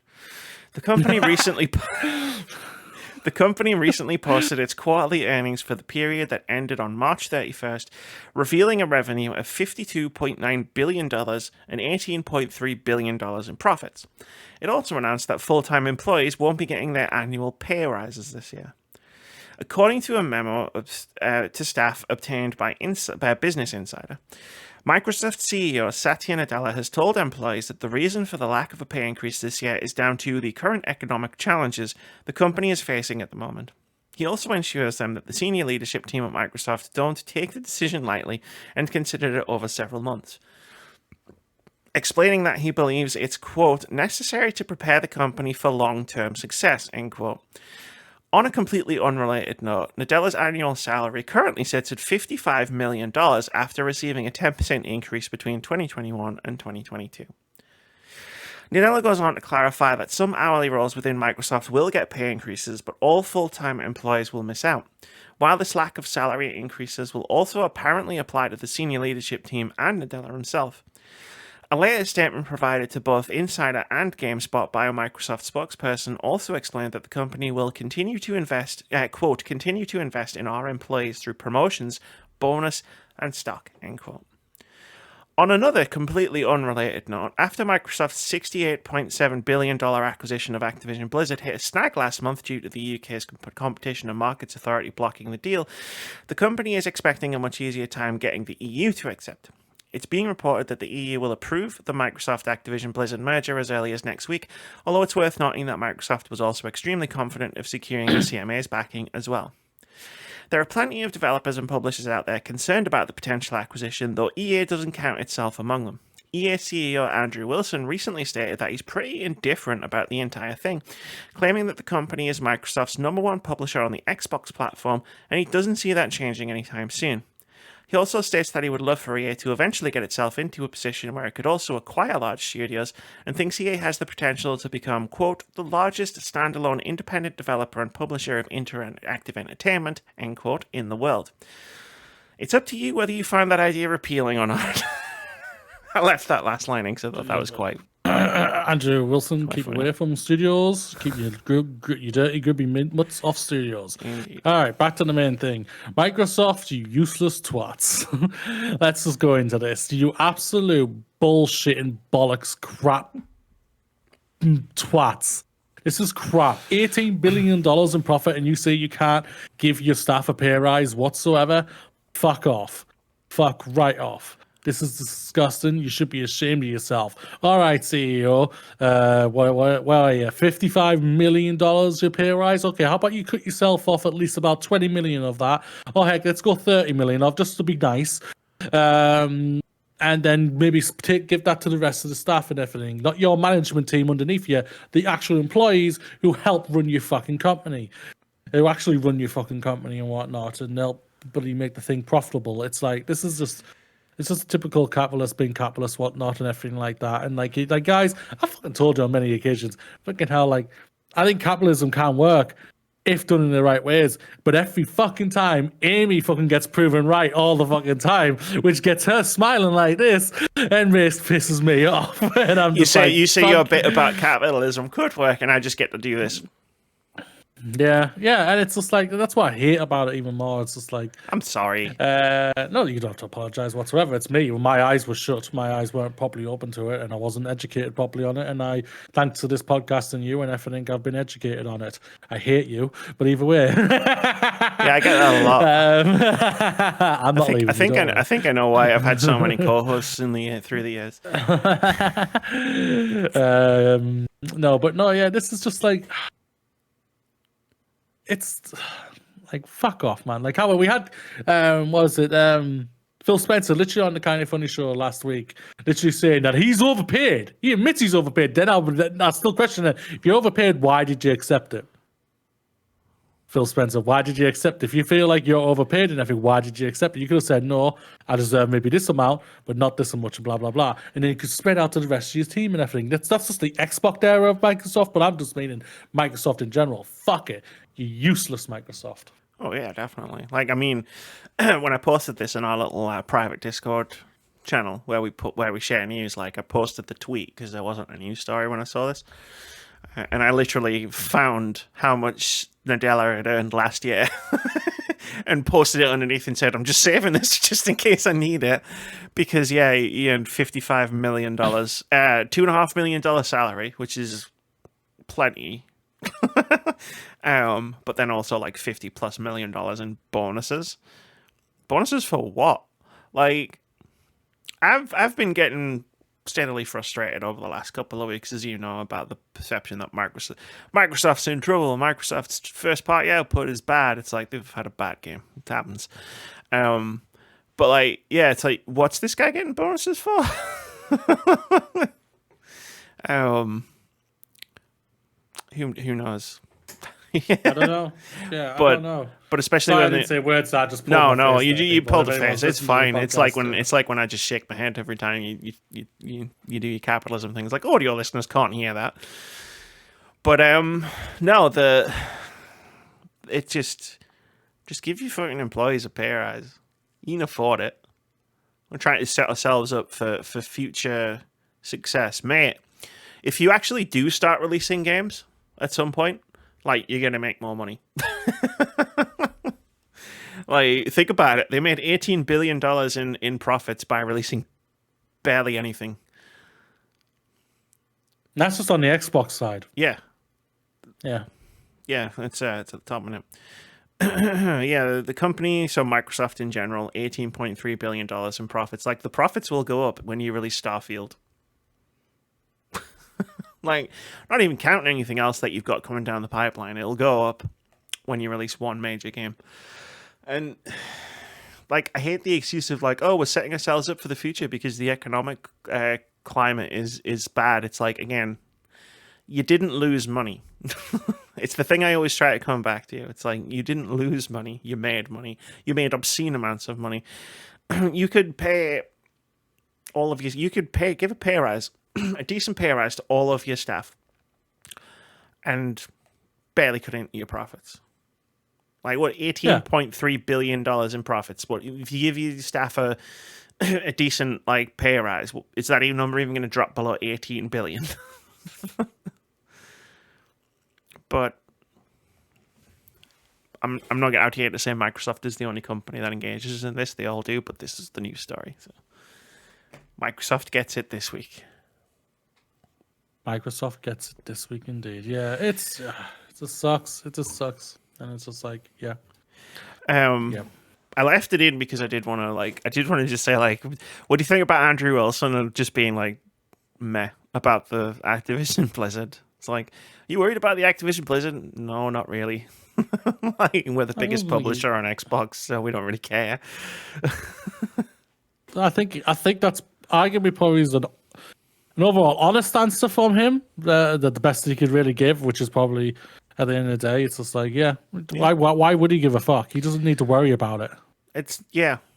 I wish he's going to be on every platform out there, and his games are going to be raking in money, especially when FIFA drops, Madden drops later this year and everything. Just done it for him, right? Yeah. But no, this is cool. I wish gamers would have the same attitude. Yeah, not FIFA. Sorry, I know EA Soccer Sports. EA Sports Soccer football thing, whatever game. Yeah, it's a weird one. Yeah, I found the comment amusing. Yeah, it is amusing. It really, really is. Should we move on? Yes. What the fuck is she doing? I don't know. Not you, someone outside the window. I'm just like watching someone. It's just like, what are you doing? Go forward or go backwards. Make me mind. I hope this is a person driving a car. Yes, they are. Pokemon maker Game Freak developing a new action adventure IP codenamed Project Bloom. This is from Wesley LeBlanc over at Game Informer. Excuse me a sec. Excuse you. My throat. He writes, Private Division has announced a new publishing partnership with Pokémon developer Game Freak. It will publish a new action-adventure game from Game Freak meant to be new IP for the developer. Codenamed Project Bloom, Game Freak and Private Division state in a press release the new IP is expected to launch during Private Division parent company Take-Two's fiscal year 2026. Alongside this news, Game Freak has released the first piece of concept art for Project Bloom, which it says you can check it out below. It's a picture of like a samurai, forest. It's cool, interesting. The Game Freak director Kota Furushima wrote in the release, quote, "We're thrilled to have the opportunity to create new IP that is bold and totally different from our prior work. From the beginning, Private Division was the publisher we wanted to work with on our new game. Their track record and global expertise gives us all the confidence of creating a sweeping new action-adventure game that we can't wait to share more about in the future," end quote.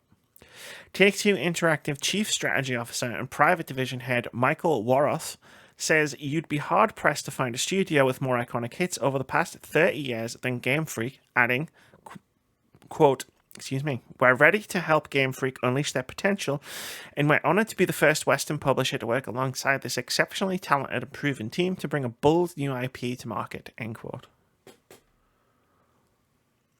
So I'm just having a look at the Intriguing. Games of Private Division. Looking at the Games of Private Division here. Let me try and see. Ollie Ollie World. Ollie Ollie World. Hades. Is it? Really? It says Hades on their portfolio. They must have Maybe they published it. They must have published on a console. Kabul's Space Program 2. Yeah, that's theirs. Outer Worlds. Developer. Outer Worlds. That was the other game I was trying to think of. Yeah, they published the first Outer Worlds. Probably ain't publishing the second one. Probably not. So yeah, it seems like they've got some time back. They've got some good games behind them and everything, which is obviously a great thing to see and whatnot. So they've got an eye for quality at the end of the day. Even though Ollie Ollie World wasn't for me, I heard nothing but great things for people who enjoyed that game. Hades is. It's Hades. And Outer Worlds too, even Outer Worlds 1, even though that didn't click for me, people loved it. You loved it, and a lot of people loved it and everything. So it's and obviously people are excited for the sequel to come in.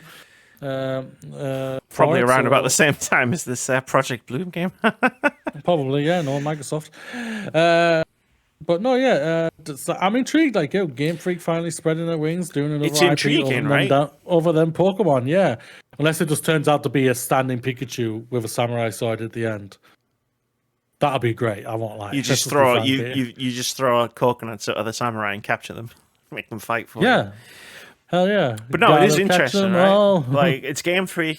who make Pokemon, making a new IP, but also then the double interesting thing is then making an action adventure game, and then the triple interesting thing is partnering with a Western publisher. Like all three of those things, I was just like, huh. Yeah, because I think a lot of people keep forgetting that people think Game Freak's owned by Nintendo. They're not. They're just partnered with them. Yeah, so yeah, they're spreading their wings, and I think obviously the incredible success that Scarlet and Violet was, even though the games were fucking a broken mess. I haven't even had a look if they've been fixed yet. No, it hasn't really come up recently, has it? No, it has not, which is kind of worrying. Yeah, it's that they've obviously this deal would have been in long. This deal would have been starting to get negotiated long before Scarlet and Violet came out and everything. But yeah, no, this is like, yeah, it's interesting, no doubt about it. See what happens in the future. Going to be keeping an eye on this and everything. Even though Violet and Scarlet pissed me off and everything, I still love Game Freak. Obviously, what they did with Pokemon and whatnot. That's my childhood and my adulthood. I was going to say, that's my childhood. It's like there's been a Pikachu staring at me for the last hour and a half. Yeah. And well, actually, Bulbasaur's asleep. Bulbasaur's asleep. But yeah. But no, yeah, it's, yeah. I'm intrigued to see what happens here. Mm-hmm. Me too. I'm going to be watching this one with interest. Yeah. Barbie Fashion Designer, Last of Us, inducted into Video Game Hall of Fame. This is from Edmund Tran over at Games Hub. He writes, the Strong National Museum of Play, located in Rochester, New York, has announced the 4 games it will be inducting into its Video Game Hall of Fame in 2023.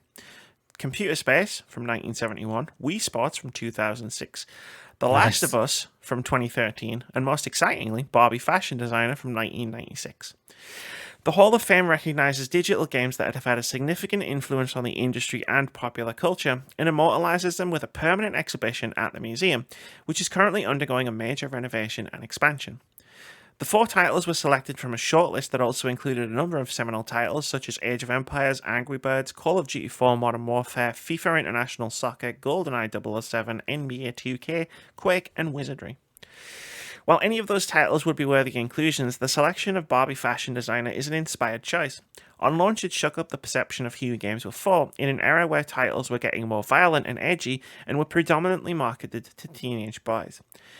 Kirsty Hizzert, collections manager at The Strong, said, quote, Barbie Fashion Designer became a jumping-off point for the girls' gaming movement and shook up the software and gaming scene.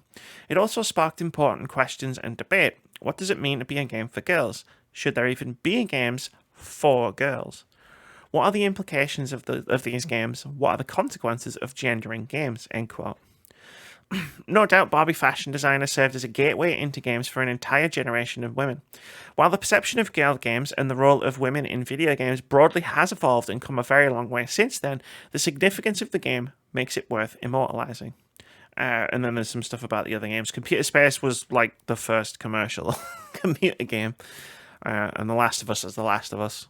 And Wii Sports was Wii Sports. Yeah, we all know the significance between them. Yeah. Congratulations to all of them. Like, big fan. Won't lie, I've never heard of Barbie Fashion Designer. It's 1996. I was 10 or 11. I was not really paying attention back then or anything like that. But if it brought women into games and everything like that, that's fantastic. If we've got women developers because of this game, that's even more fantastic. I would say. Yeah, it's amazing. And like, and shout out to the other games. Obviously, everyone knows both my and Amy's feelings of The Last of Us and everything like that.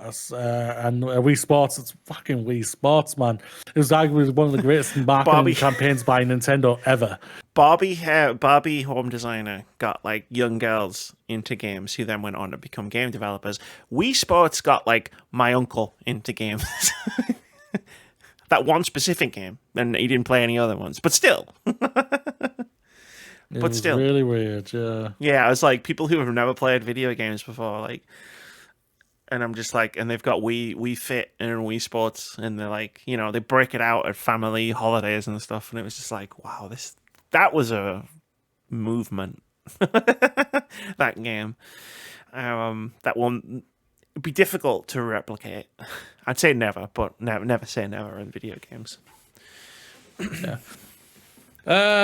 If it's okay, just last one, Amy. Tribeca Games Show. Yeah, it is. Yeah. And yeah, congrats to Barbie Home Designer. Like, it's an interesting topic in general. Just like, what is a girl? What is a game for girls? Because I imagine it's a lot different then. But back then, it was like considered a boys' hobby. Yeah. No doubt about it. It really was. That's how it was marketed, wasn't it? Towards It's how, yeah, when it was between Nintendo and Sega it was in the like, console wars type of thing. in, Yeah, it was in the very old much aimed console at wars. boys. It was aimed at or boys and teenagers. Well, that's where that sort of like, as much as it's bollocks, and it always has been bollocks. That's where that attitude in modern day comes from. Yeah. Where it's like there are girls in this game, like, oh, you know, fake gamer girls and stuff, and it's just like that's where it started, really, in that market. Yeah, definitely. Yeah. Yeah, sure. Tribeca Games Showcase 2023 selections announced. This is from Tribeca's Twitter account. Quote, there's even more to celebrate. The games lineup for Tribeca 2023, presented by OKX, has been announced. This year's lineup features 7 selections that demonstrate phenomenal storytelling and innovation through interactive experiences, end quote. The selections are, I feel like I'm on an award show, and the nominees are Highland Song from Inkle, Chants of Sonar from Rundisk, Despelot from Julian Cordero and Sebastian Valbuena, The Expanse, a Telltale series from Deck 9 Games, Goodbye Volcano High Deck 9 was doing that. from Co-op, so did I. Nightscape from Mizan Studios, and Stray Gods, the role-playing musical from Summerfall Studio. Like, before we talk about these cool nominations, let me just remind everybody that the Tribeca Games Showcase is the best thing that comes out of E3. For the most part, yeah. It's either that or Devolver Digital Showcase. For very different reasons. yeah, true. No doubt, but yeah, it's gonna be fun. It's like you, and me are already sorting out plans and everything like that, and we're gonna enjoy ourselves and have a fun time just talking and hopefully enjoying some great games to see and everything, and playing games and talking and everything. And this is always like at the top of my list since the first one, because this is only the 3rd gaming showcase they've done. Is it? Yeah. So like since the first one, like no one knew what to expect, right? It was awesome. And then the second one we both watched on stream together. That was awesome. So I'm really looking forward to this one. Like the games that I know about that are on this list are awesome. I mean, The Expanse, right, by Deck 9 Games. Oh God, just you play as like my favorite character from the Expanse TV show. Drummer. Yeah, I think I love her as well. I think she's amazing. I think there's some amazing characters in it. There's a lot of amazing characters. Yeah. I always liked the main character the most, though. I always just connected with him somehow. I don't know why. Fair enough. But who doesn't remember? That's us all. Let's not forget. You connected with the dude character, and I connected with the girl character. Wait. Weird, Amy. Weird. No, but that's all I mean. We all connected to when I'm that bad guy. Oh my God. I'm that guy. I'm that guy. I am that guy. Yep. I watch that scene sometimes just on YouTube. Yep. Oh yeah, baby. Have you seen the YouTube video of him watching it with like some of the other cast members on TV? I'll see if I can dig it out for you. I feel like I have. You've probably seen it. Yeah. If you've seen it, send it to me. I'll see it again. I'll see it again. Like, it's flying under the radar, this game. Like, and I guess rightfully so. Like, The Expanse isn't like a majorly well-known TV show. Deck 9 aren't a top-tier developer, but like for me and you, like there's a Venn diagram of who this game is for, and our faces are in the middle of it. yeah, basically. They saw our review of True Colors and they went, "We love these two so much, we're gonna create a game for them. We're gonna make fuck the rest of the audience. We're gonna make a game out of one of their favorite sci-fi TV shows of all time." Stray Gods we talked about a couple of weeks ago. So I'll be looking forward to seeing more of that. Goodbye Volcano High. Like, we've been waiting for this since the reveal of the PS5, I feel like. It was at the reveal of the PS5. Wasn't it? It really was, yeah. There's a demo available on Steam of it, and I'm just like, I don't want to touch it. That's what I'm thinking. I'm just like, do I want to? I'm already sold. You know what I mean? Do I want to touch a demo of this game? So I'm in two minds about that. A Highland Song, which is a game I've been looking forward to for a while. Inkle, if you don't remember, were the developers of Overboard.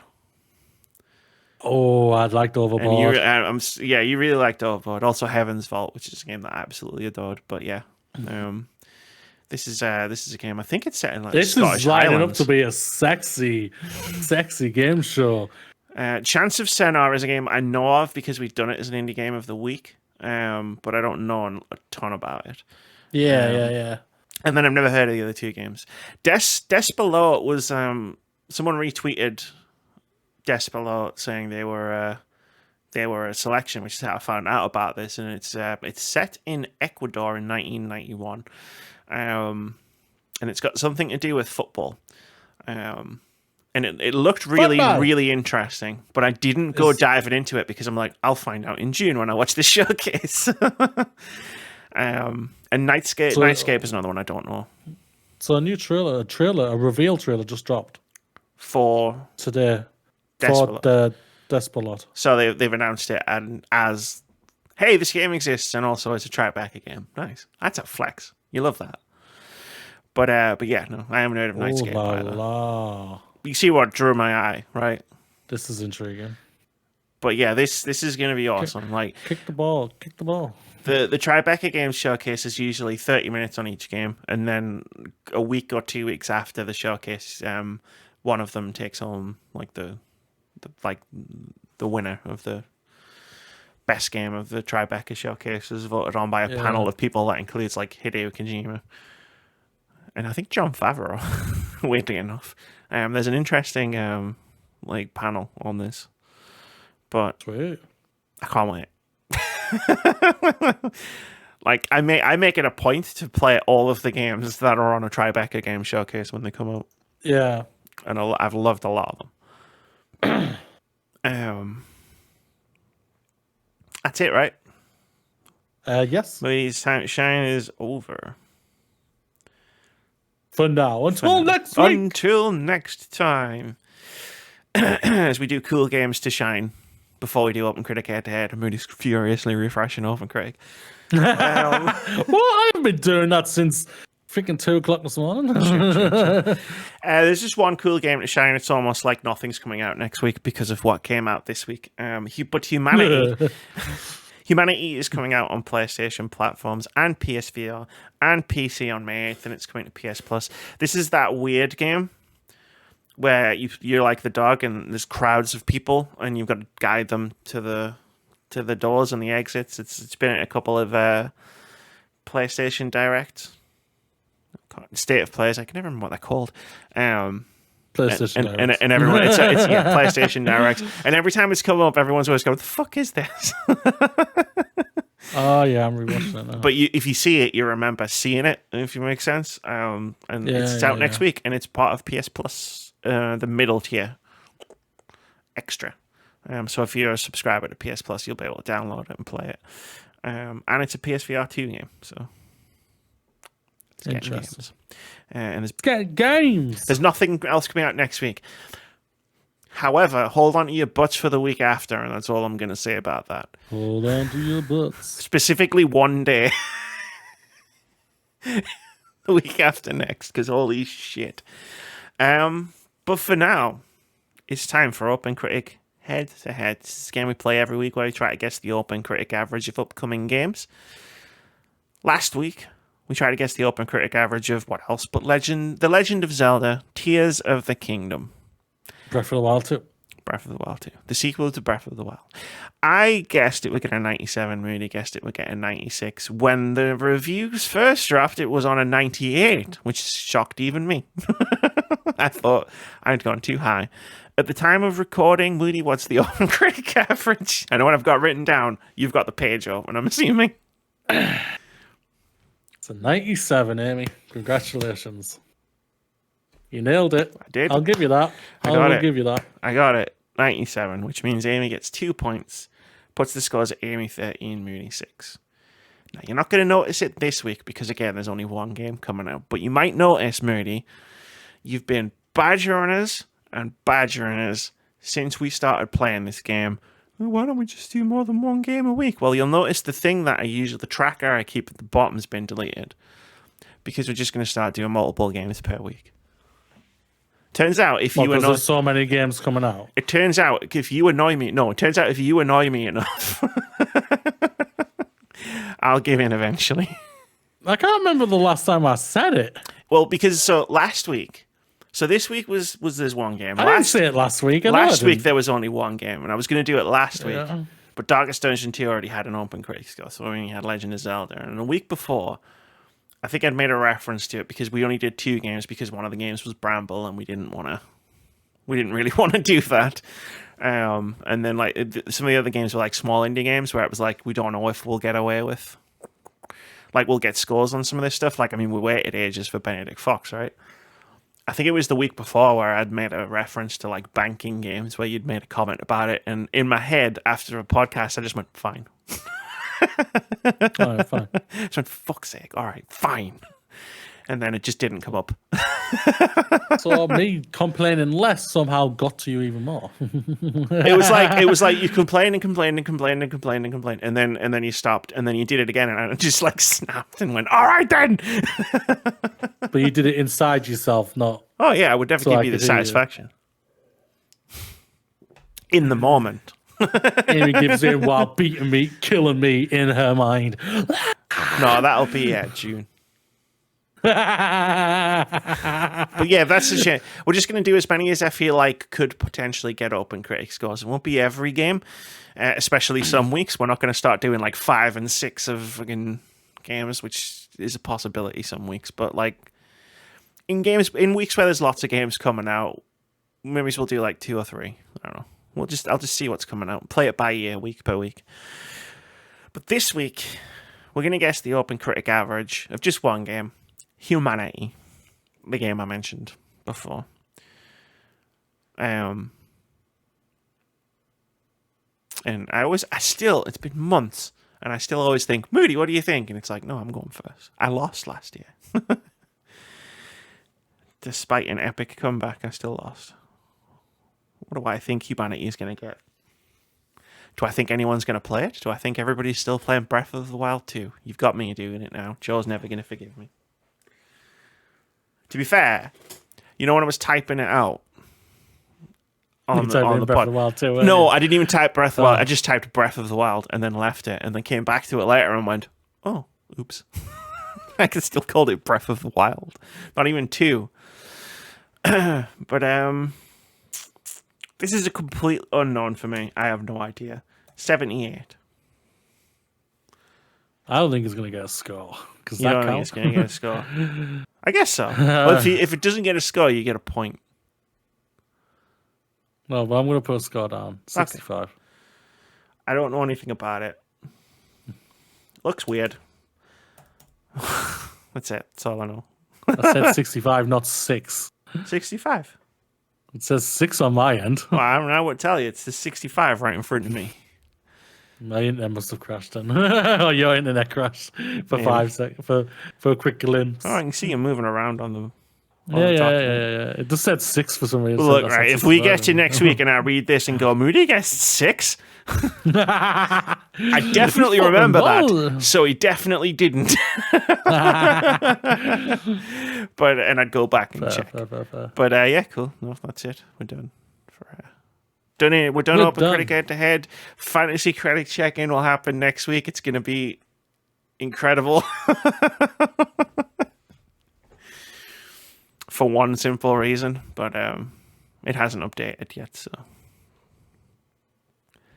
I'm really looking forward to it. Good.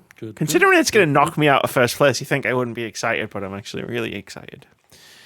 But yeah, that's going to do it for episode 351 of the Words About Games podcast.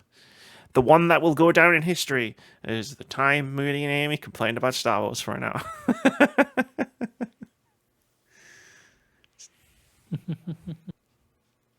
Oh, well. I'm sure it won't be. I'm sure our opinion is going to be like, won't piss anyone off. I don't think I've ever pissed anyone off with my opinions before. No, not at all. Never in history. Not at all. Yeah, that's it. It's quite warm in here. I had to close the window fully. Not like normally I'll keep it on a latch, but someone was hammering stuff in the garden, in their garden, so I had to close it completely. Yeah. And now I'm like, oh, I'm this decision was not a great decision for me long term. That's fair. That's fair. That's fair. All right, let's get out of here. Everyone, have a great weekend. Peace out. And as always, what I always say, fuck the Tories. So we're alternating between positive ending, negative ending. I thought that was a positive ending. Oh, I mean, it's very positive. I always think fuck the Tories is positive, but you didn't do it last week because you said some nice things by, I think, Denzel Washington. Yeah, by Denzel Washington, yeah. As Denzel Washington said, fuck the Tories. Fuck the Tories. Bye, everybody. Bye, everybody. Yeah.